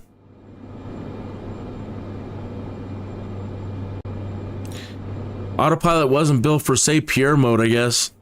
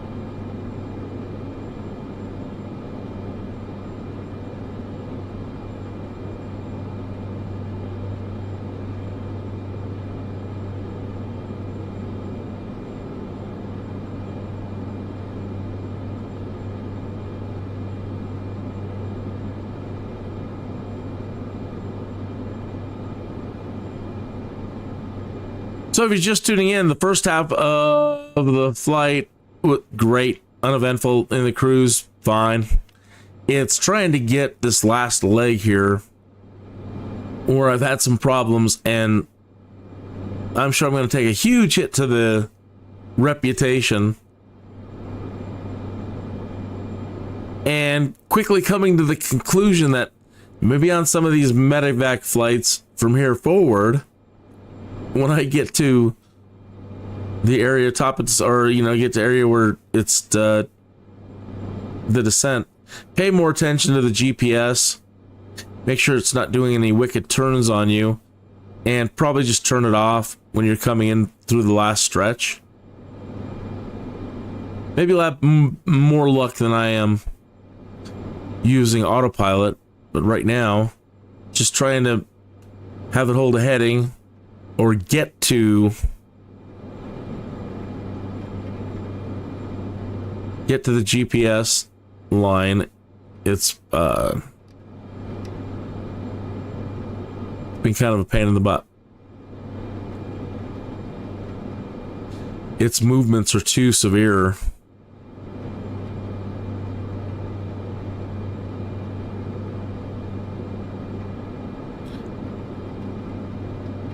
Not that mine are better, but that's mostly why I use the autopilot, because, yeah, I'm no ace pilot. The computer in some ways can do the job so much better.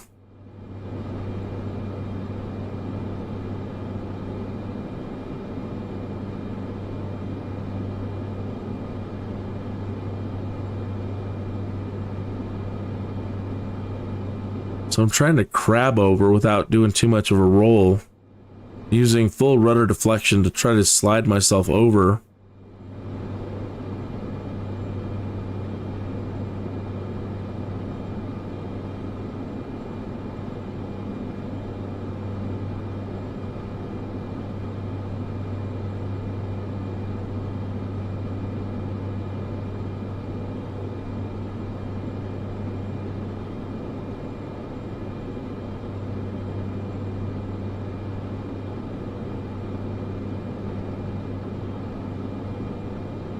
Okay. Whoa, whoa. Easy. Also, I'm surprised they don't have a mechanism when you release the rudder that it doesn't spring back so hard. Right? So in a moment like this, I got to go back to full rudder deflection. We're getting closer and closer to our point. And so, you know, small little changes make huge differences.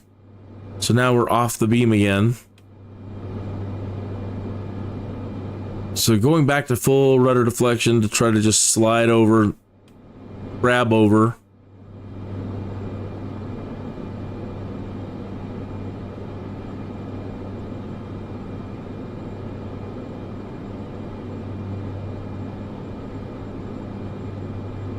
There's 2,500 feet.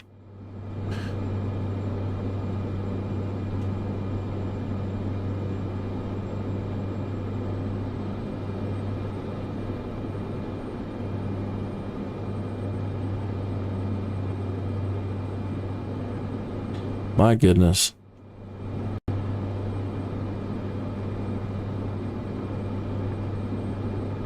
It is awful hard to stay on. It's awful hard staying on this GPS course.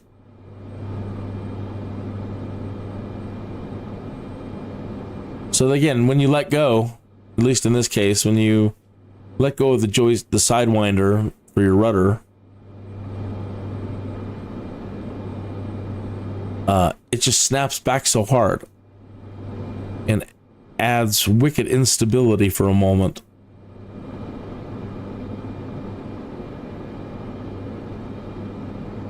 So some sort of mechanism that when you, I guess, release the foot pedal, and I don't know how, again, in the real world, maybe it does. Maybe it doesn't just spring back real fast. Maybe it does. If not, you think you'd want some sort of damping.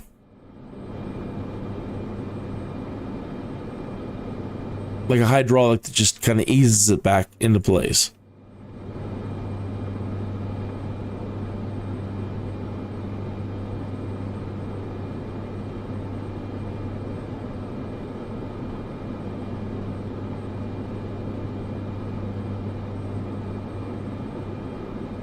Maybe that's what that yaw damper is.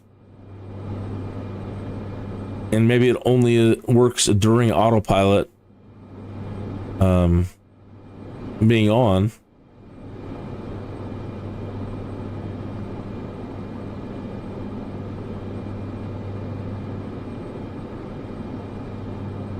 If not, it just doesn't seem to work the way I would think it should work.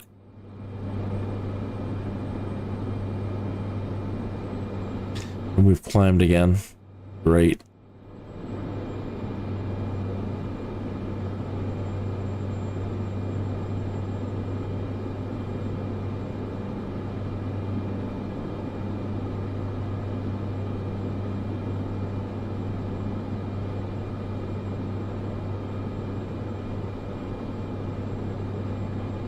So I still don't know what happened right around the I would think it's like point of descent or point to come in to do this.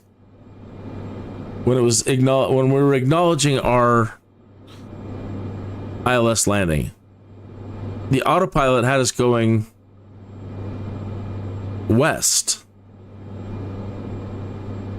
and it turned real hard to go west, which caused the first problem, and then trying to get it to swing back around caused more problems.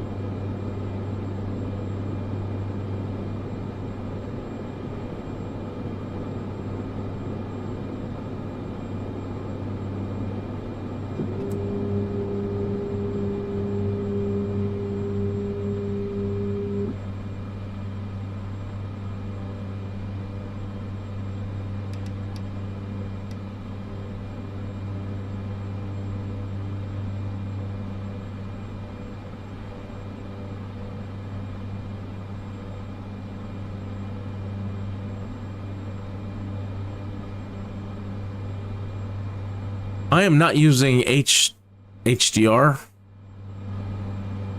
Most people don't have HDR monitors, and I can set the color space for HDR. And I can actually live stream in HDR, but then most people, again, don't have monitors or televisions with HDR, and therefore the colors all look weird. But when I'm not live streaming, I enjoy. I mean, it looks fantastic now. The lighting all looks fantastic, but it does look improved, a little bit more rich in the color saturation with HDR on.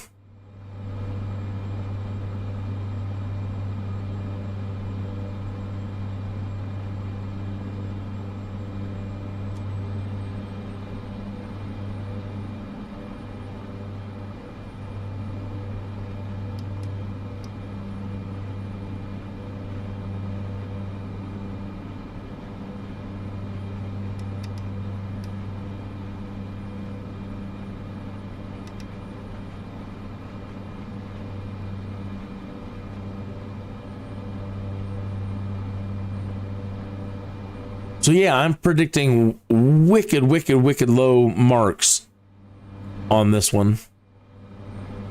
Big hits reputation. We'll still get paid out, and that is one of the nice things about these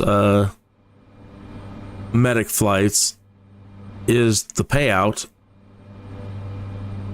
But to make you work for it, 3.5 hours.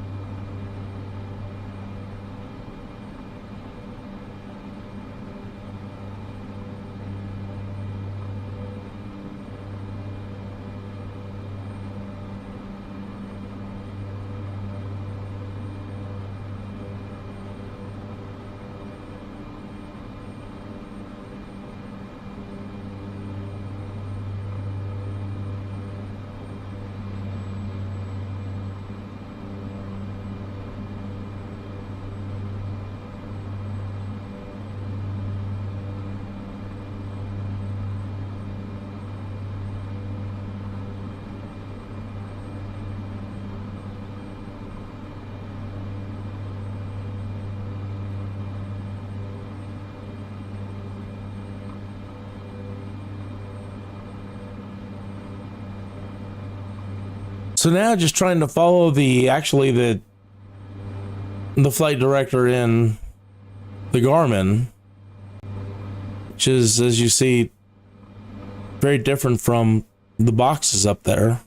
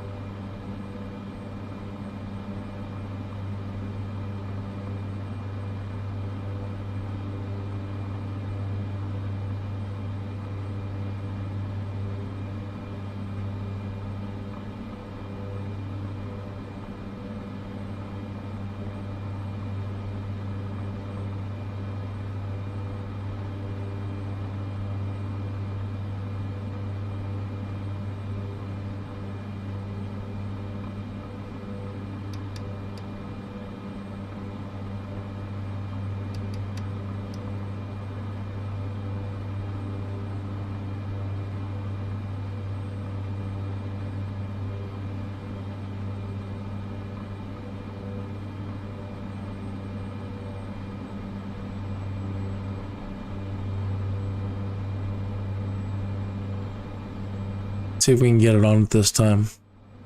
Nav, Alt.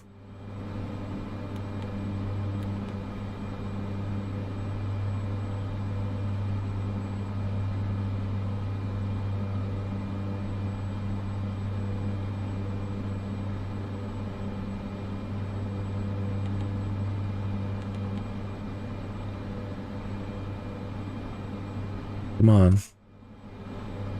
Didn't take. There it goes. Ugh, the roll.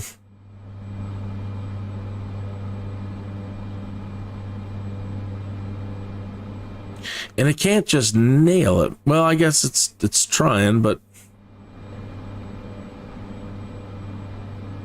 come on.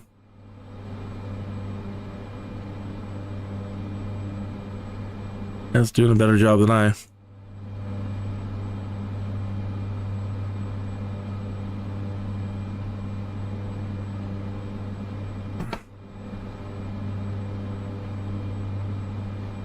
Now, is that going to set us up for ILS?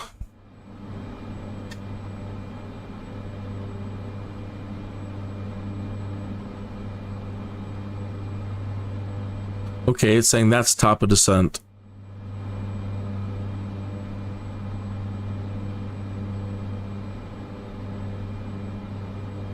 We'll be landing soon. The medical team at the hospital will take over from here. I'm sorry for my bad flying, Pierre. I really am. I truly am. That was some dumb mistakes on my part. Nah. I owe you some apologies. Sorry. Yeah, you too. Sorry.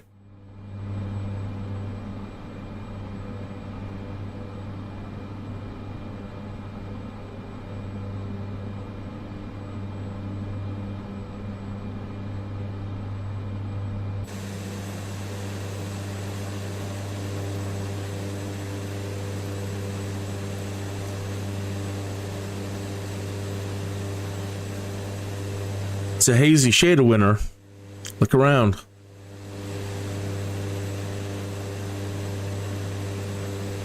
Although I don't see any patches of snow on the ground. Give it a couple of days though, I'm sure we're gonna get some more.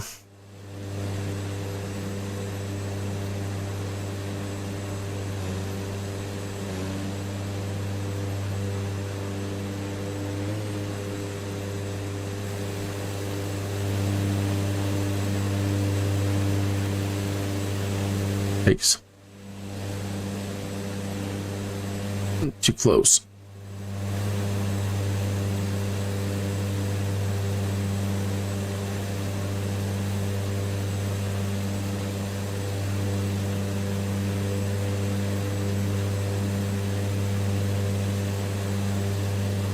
You love the detail.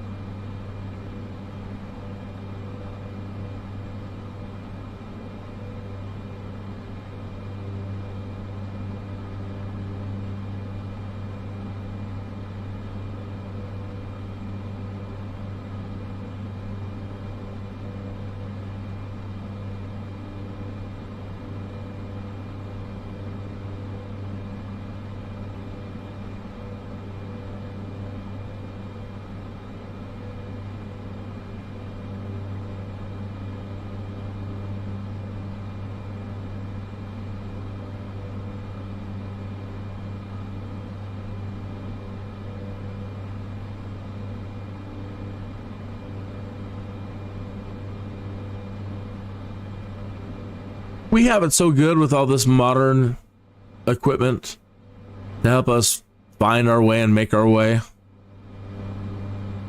Because without things like this,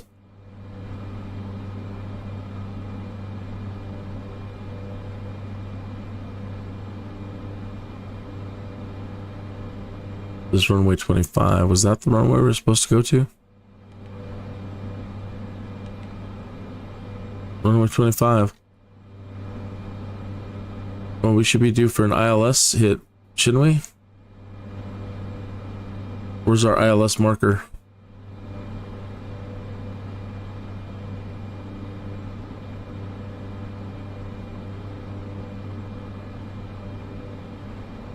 They just make life so much easier. And I remember when I was first learning visual flight rules and flying around in low visibility and no visibility and just not being able to spot things, and just how frightening it is, or would be in the real world.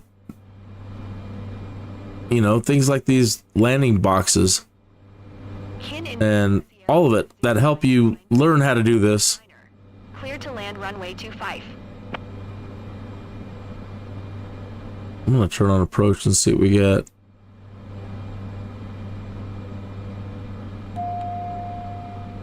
Oh, not that. Not that approach. Kin India Mike Sierra 509er, please acknowledge. That. Yeah. What do you need?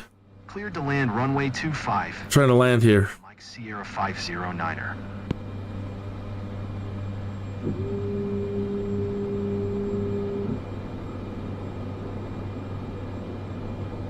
Patient okay for landing, but be quick and smooth. It's serious there. We'll be landing soon, Philippe. Time to buckle up. Is it doing it? Can't tell if it's doing the approach.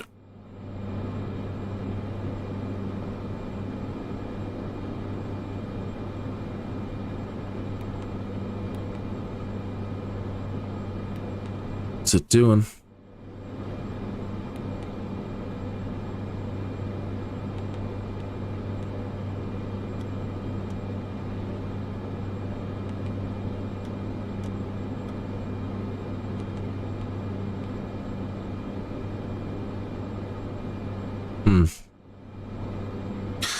No, we've overshot it. And we never got our ILS diamond.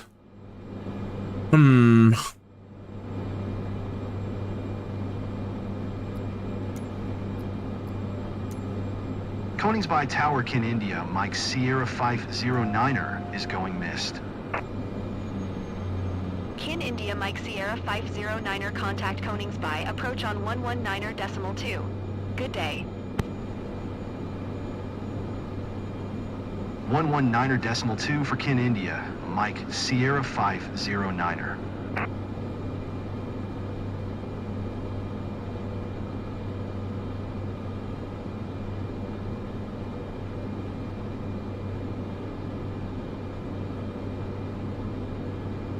Koningsby approach, Kin India Mike Sierra 509er, is missed approach at Koningsby. Kin India Mike Sierra 509er, you are 2 miles east. Climb and maintain 2,700 feet, expect vectors, ILS runway 25 approach. Kin India Mike Sierra 509er, you are 1 miles northeast of Koningsby. Climb and maintain 2,000 feet. Contact Koningsby Tower on 124.68. All right.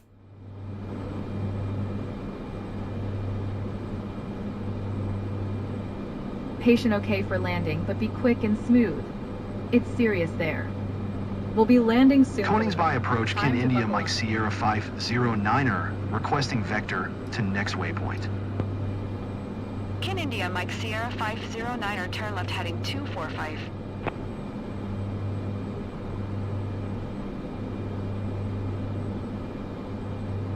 Turn left heading 245, Kin India Mike Sierra 509er.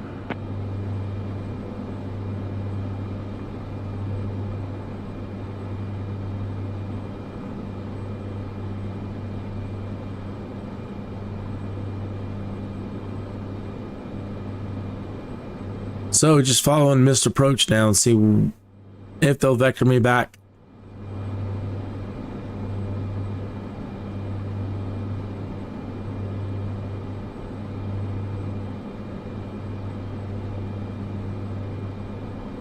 They're sending me a ways out, aren't they?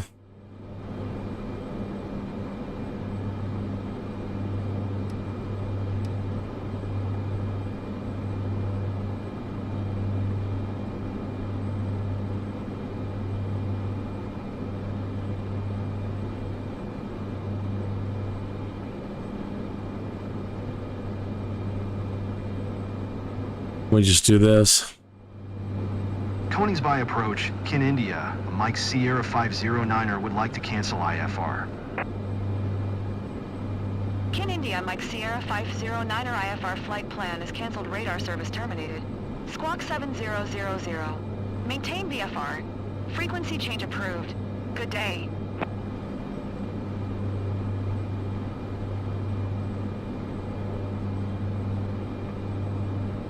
Koningsby approach, Kin India Mike Sierra 509er. I didn't copy that, say again, please.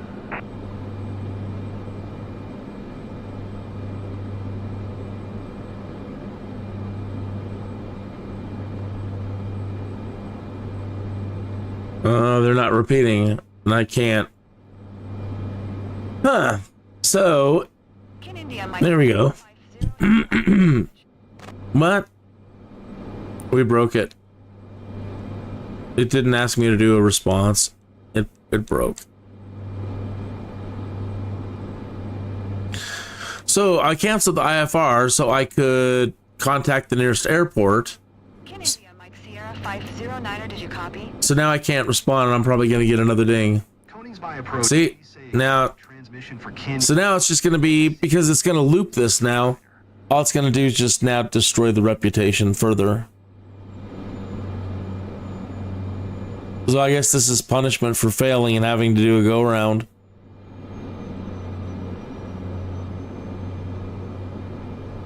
So yeah, I can't. I wanted to cancel the IFR. Mike Sierra 509er, did you hear my last transmission? Yeah, so we're stuck. Let me see if I can go to comp 2. Nope, now we got a missed. Oh, this is awful.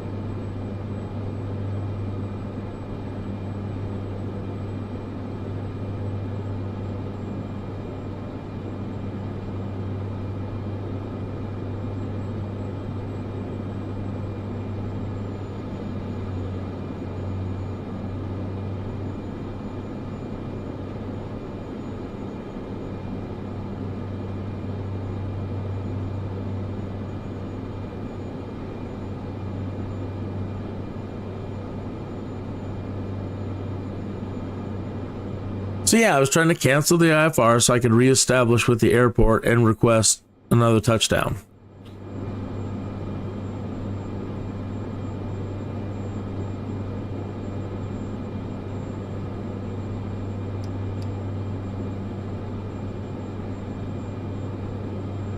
I suppose the right thing to do would have just been kept waiting and asking them to vector and see if it would eventually brought us back around.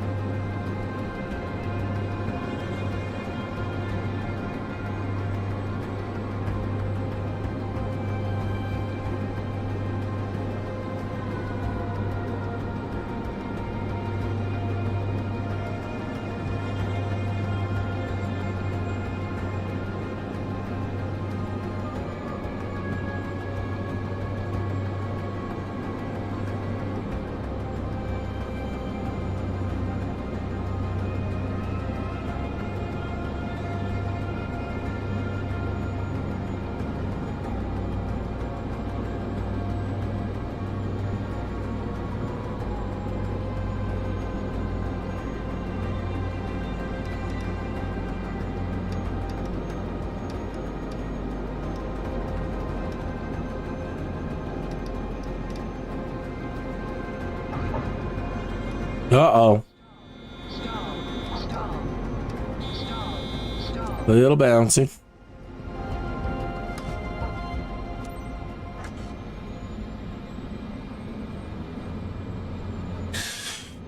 Oh, my deepest apologies to Pierre and you. What a awful landing. What an awful last half.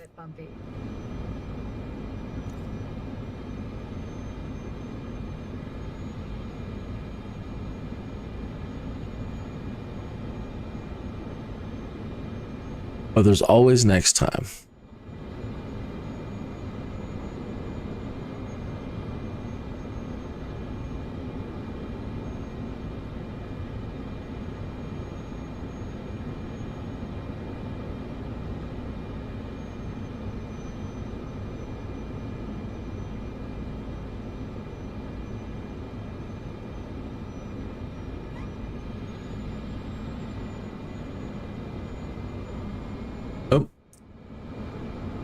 Did I have my landing lights on? At least that was on. And what else did I forget? And I'm taking off again? Oh my. Got to turn on my separator.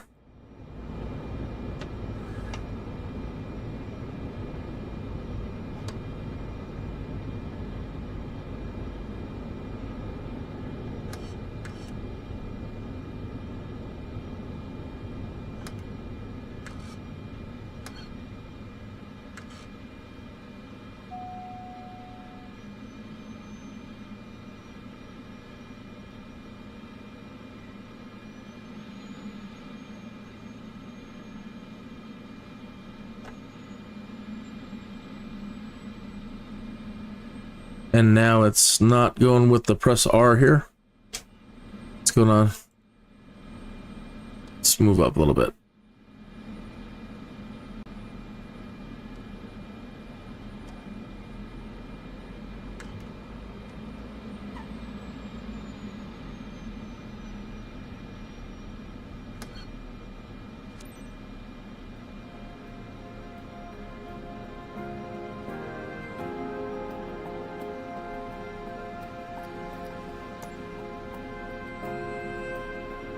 Conings by Ground Kin India, a Mike Sierra 509er taxi. So if that one doesn't work up here, when this last one, when you press R, it's not responding.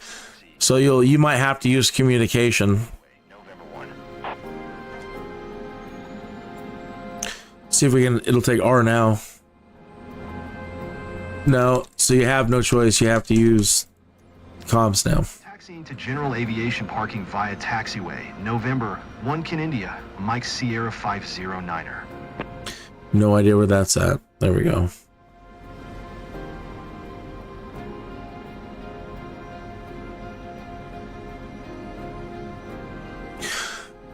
So it took all weekend to build my reputation back up, and just one mission like this to destroy it. So I'm expecting when we end here, it's gonna tank it. Too many mistakes made on this one. Just poor performance by me all the way around today. Tonight, later on tonight's live stream, I'm going to try to do that firefighting certification. First, I need to go see if there's any training for it anywhere else before doing it, but if not, that's what we're doing tonight.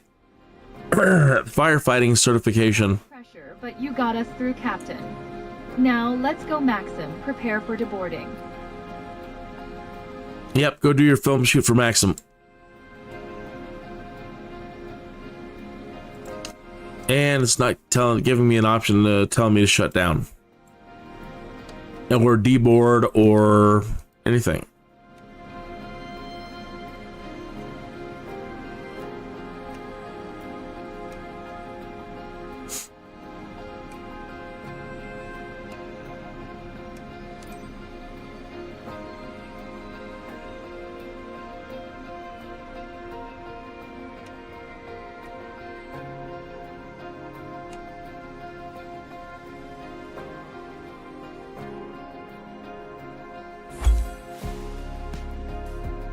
Well, at least it shut down.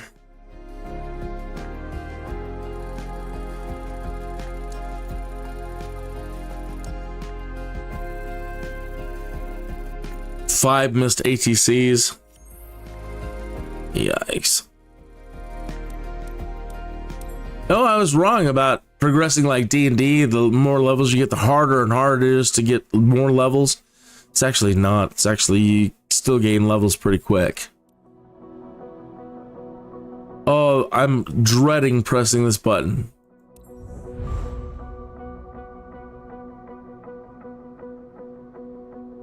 Yeah, from an A down to the D rating.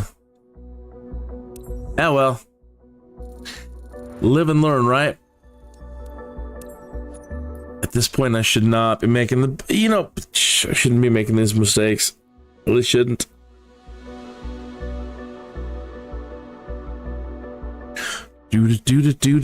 Do.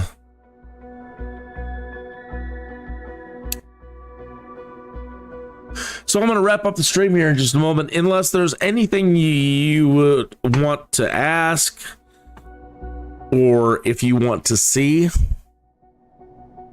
in Microsoft Flight Simulator 2024 right now, then I'm opening the floor for anything like that. Gonna have a post-flight smoke, cigarette, and sit here for a minute and contemplate all the things I did wrong, and what if I do this again next time, what do I need to pay attention to? Don't trust the autopilot in certain situations, especially like maneuvering, like turning on nav or making any sort of nav adjustments. Make sure it's always set first before you turn it on. Double checking your autopilot controls before you turn them on. Double checking your altitude before you turn on your autopilot.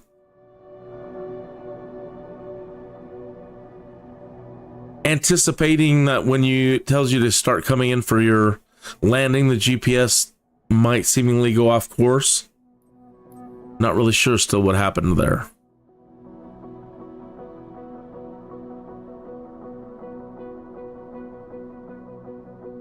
We were clear for an ILS landing, but we never got the ILS Diamond. So I don't believe normally you have to switch over from GPS to localizer mode. It does that for you.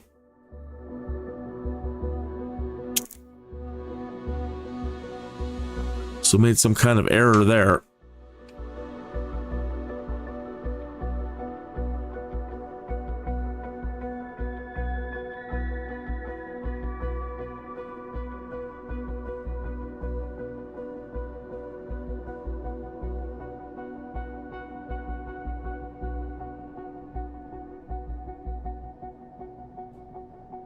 I'm sorry, I've left my, another thing I did wrong is the overlay on the whole show, and I apologize for that. I normally just want to keep this thing on for like the first couple of minutes, and I don't need to have that being displayed at the bottom of the screen the entire time. I hope that doesn't, I hope you don't find it annoying, and I apologize if it does. It did.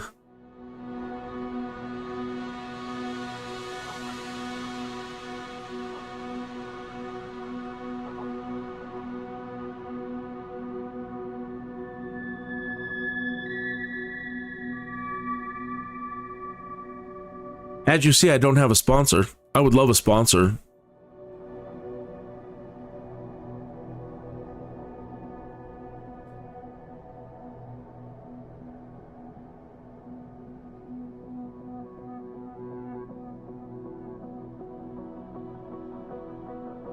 Be kind to live streamers that are streaming that don't really have a large following like some of us Flight Simulator guys. It's not the most exciting stuff to watch, I understand. But it would be great having a sponsor anyway. With an extra pennies couldn't hurt, right?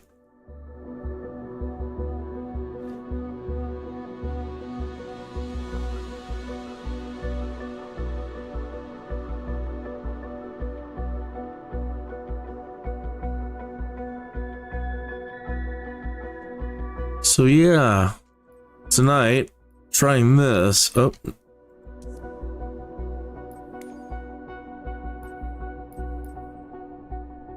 The scoop endorsement, pardon me, allows you to perform a highly effective firefighting technique that requires an aircraft to scoop a large volume of water from a source, such as a river or a lake.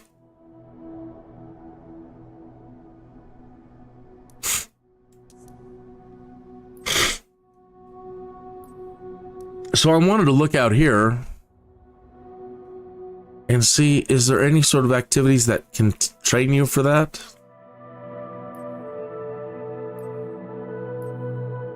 No. Landings.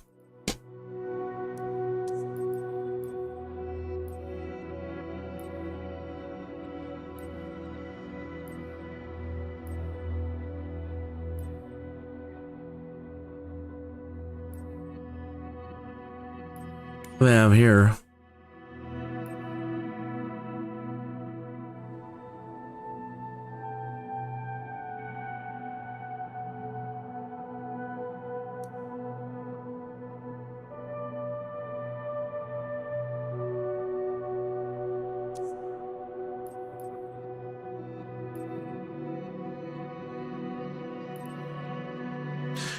Are they still doing VOR? That's VFR.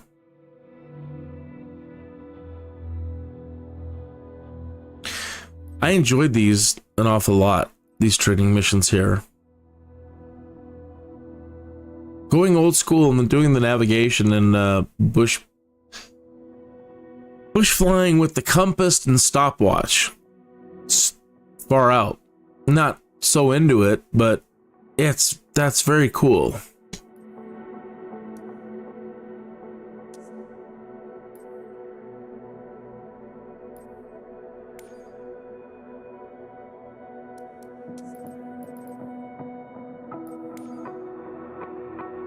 Okay, so these are probably the same. No, RNAV Basics is new, I think.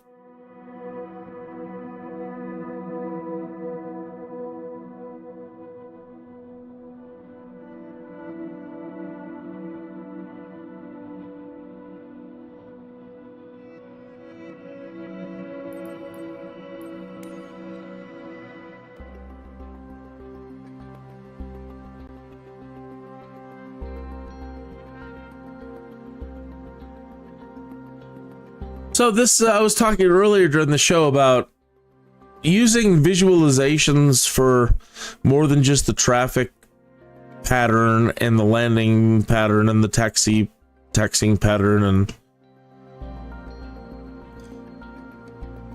using your overlays to help with concepts like VORs. For people to understand, one, how to find a radio, how to tune it, how to find it, using your compasses, how to get to it, but being able to see it projected into the world.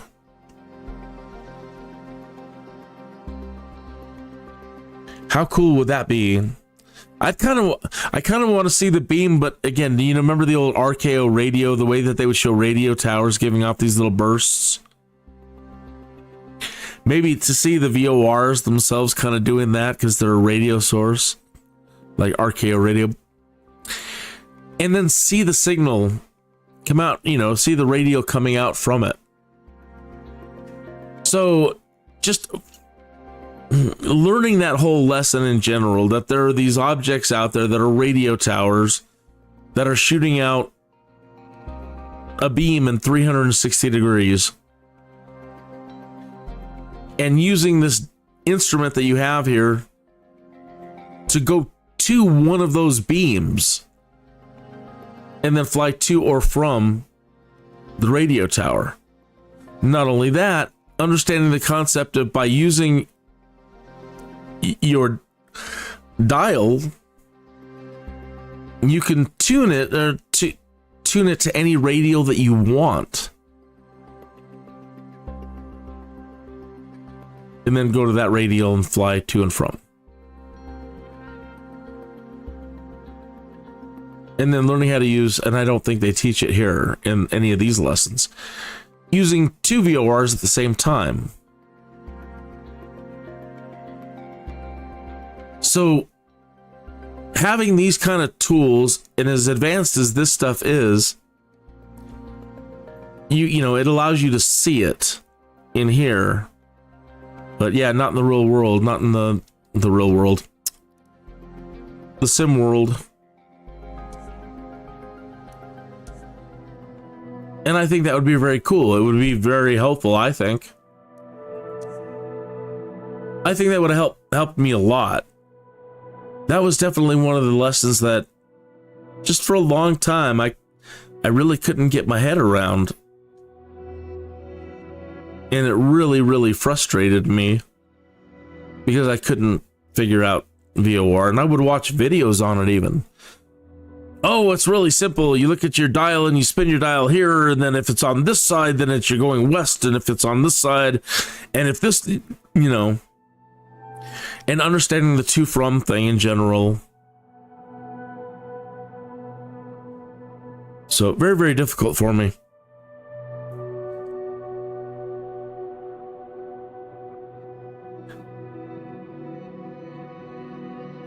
Understanding airspaces when you're flying around, being able in the world map, in the world flying screen, to be able to see airspaces.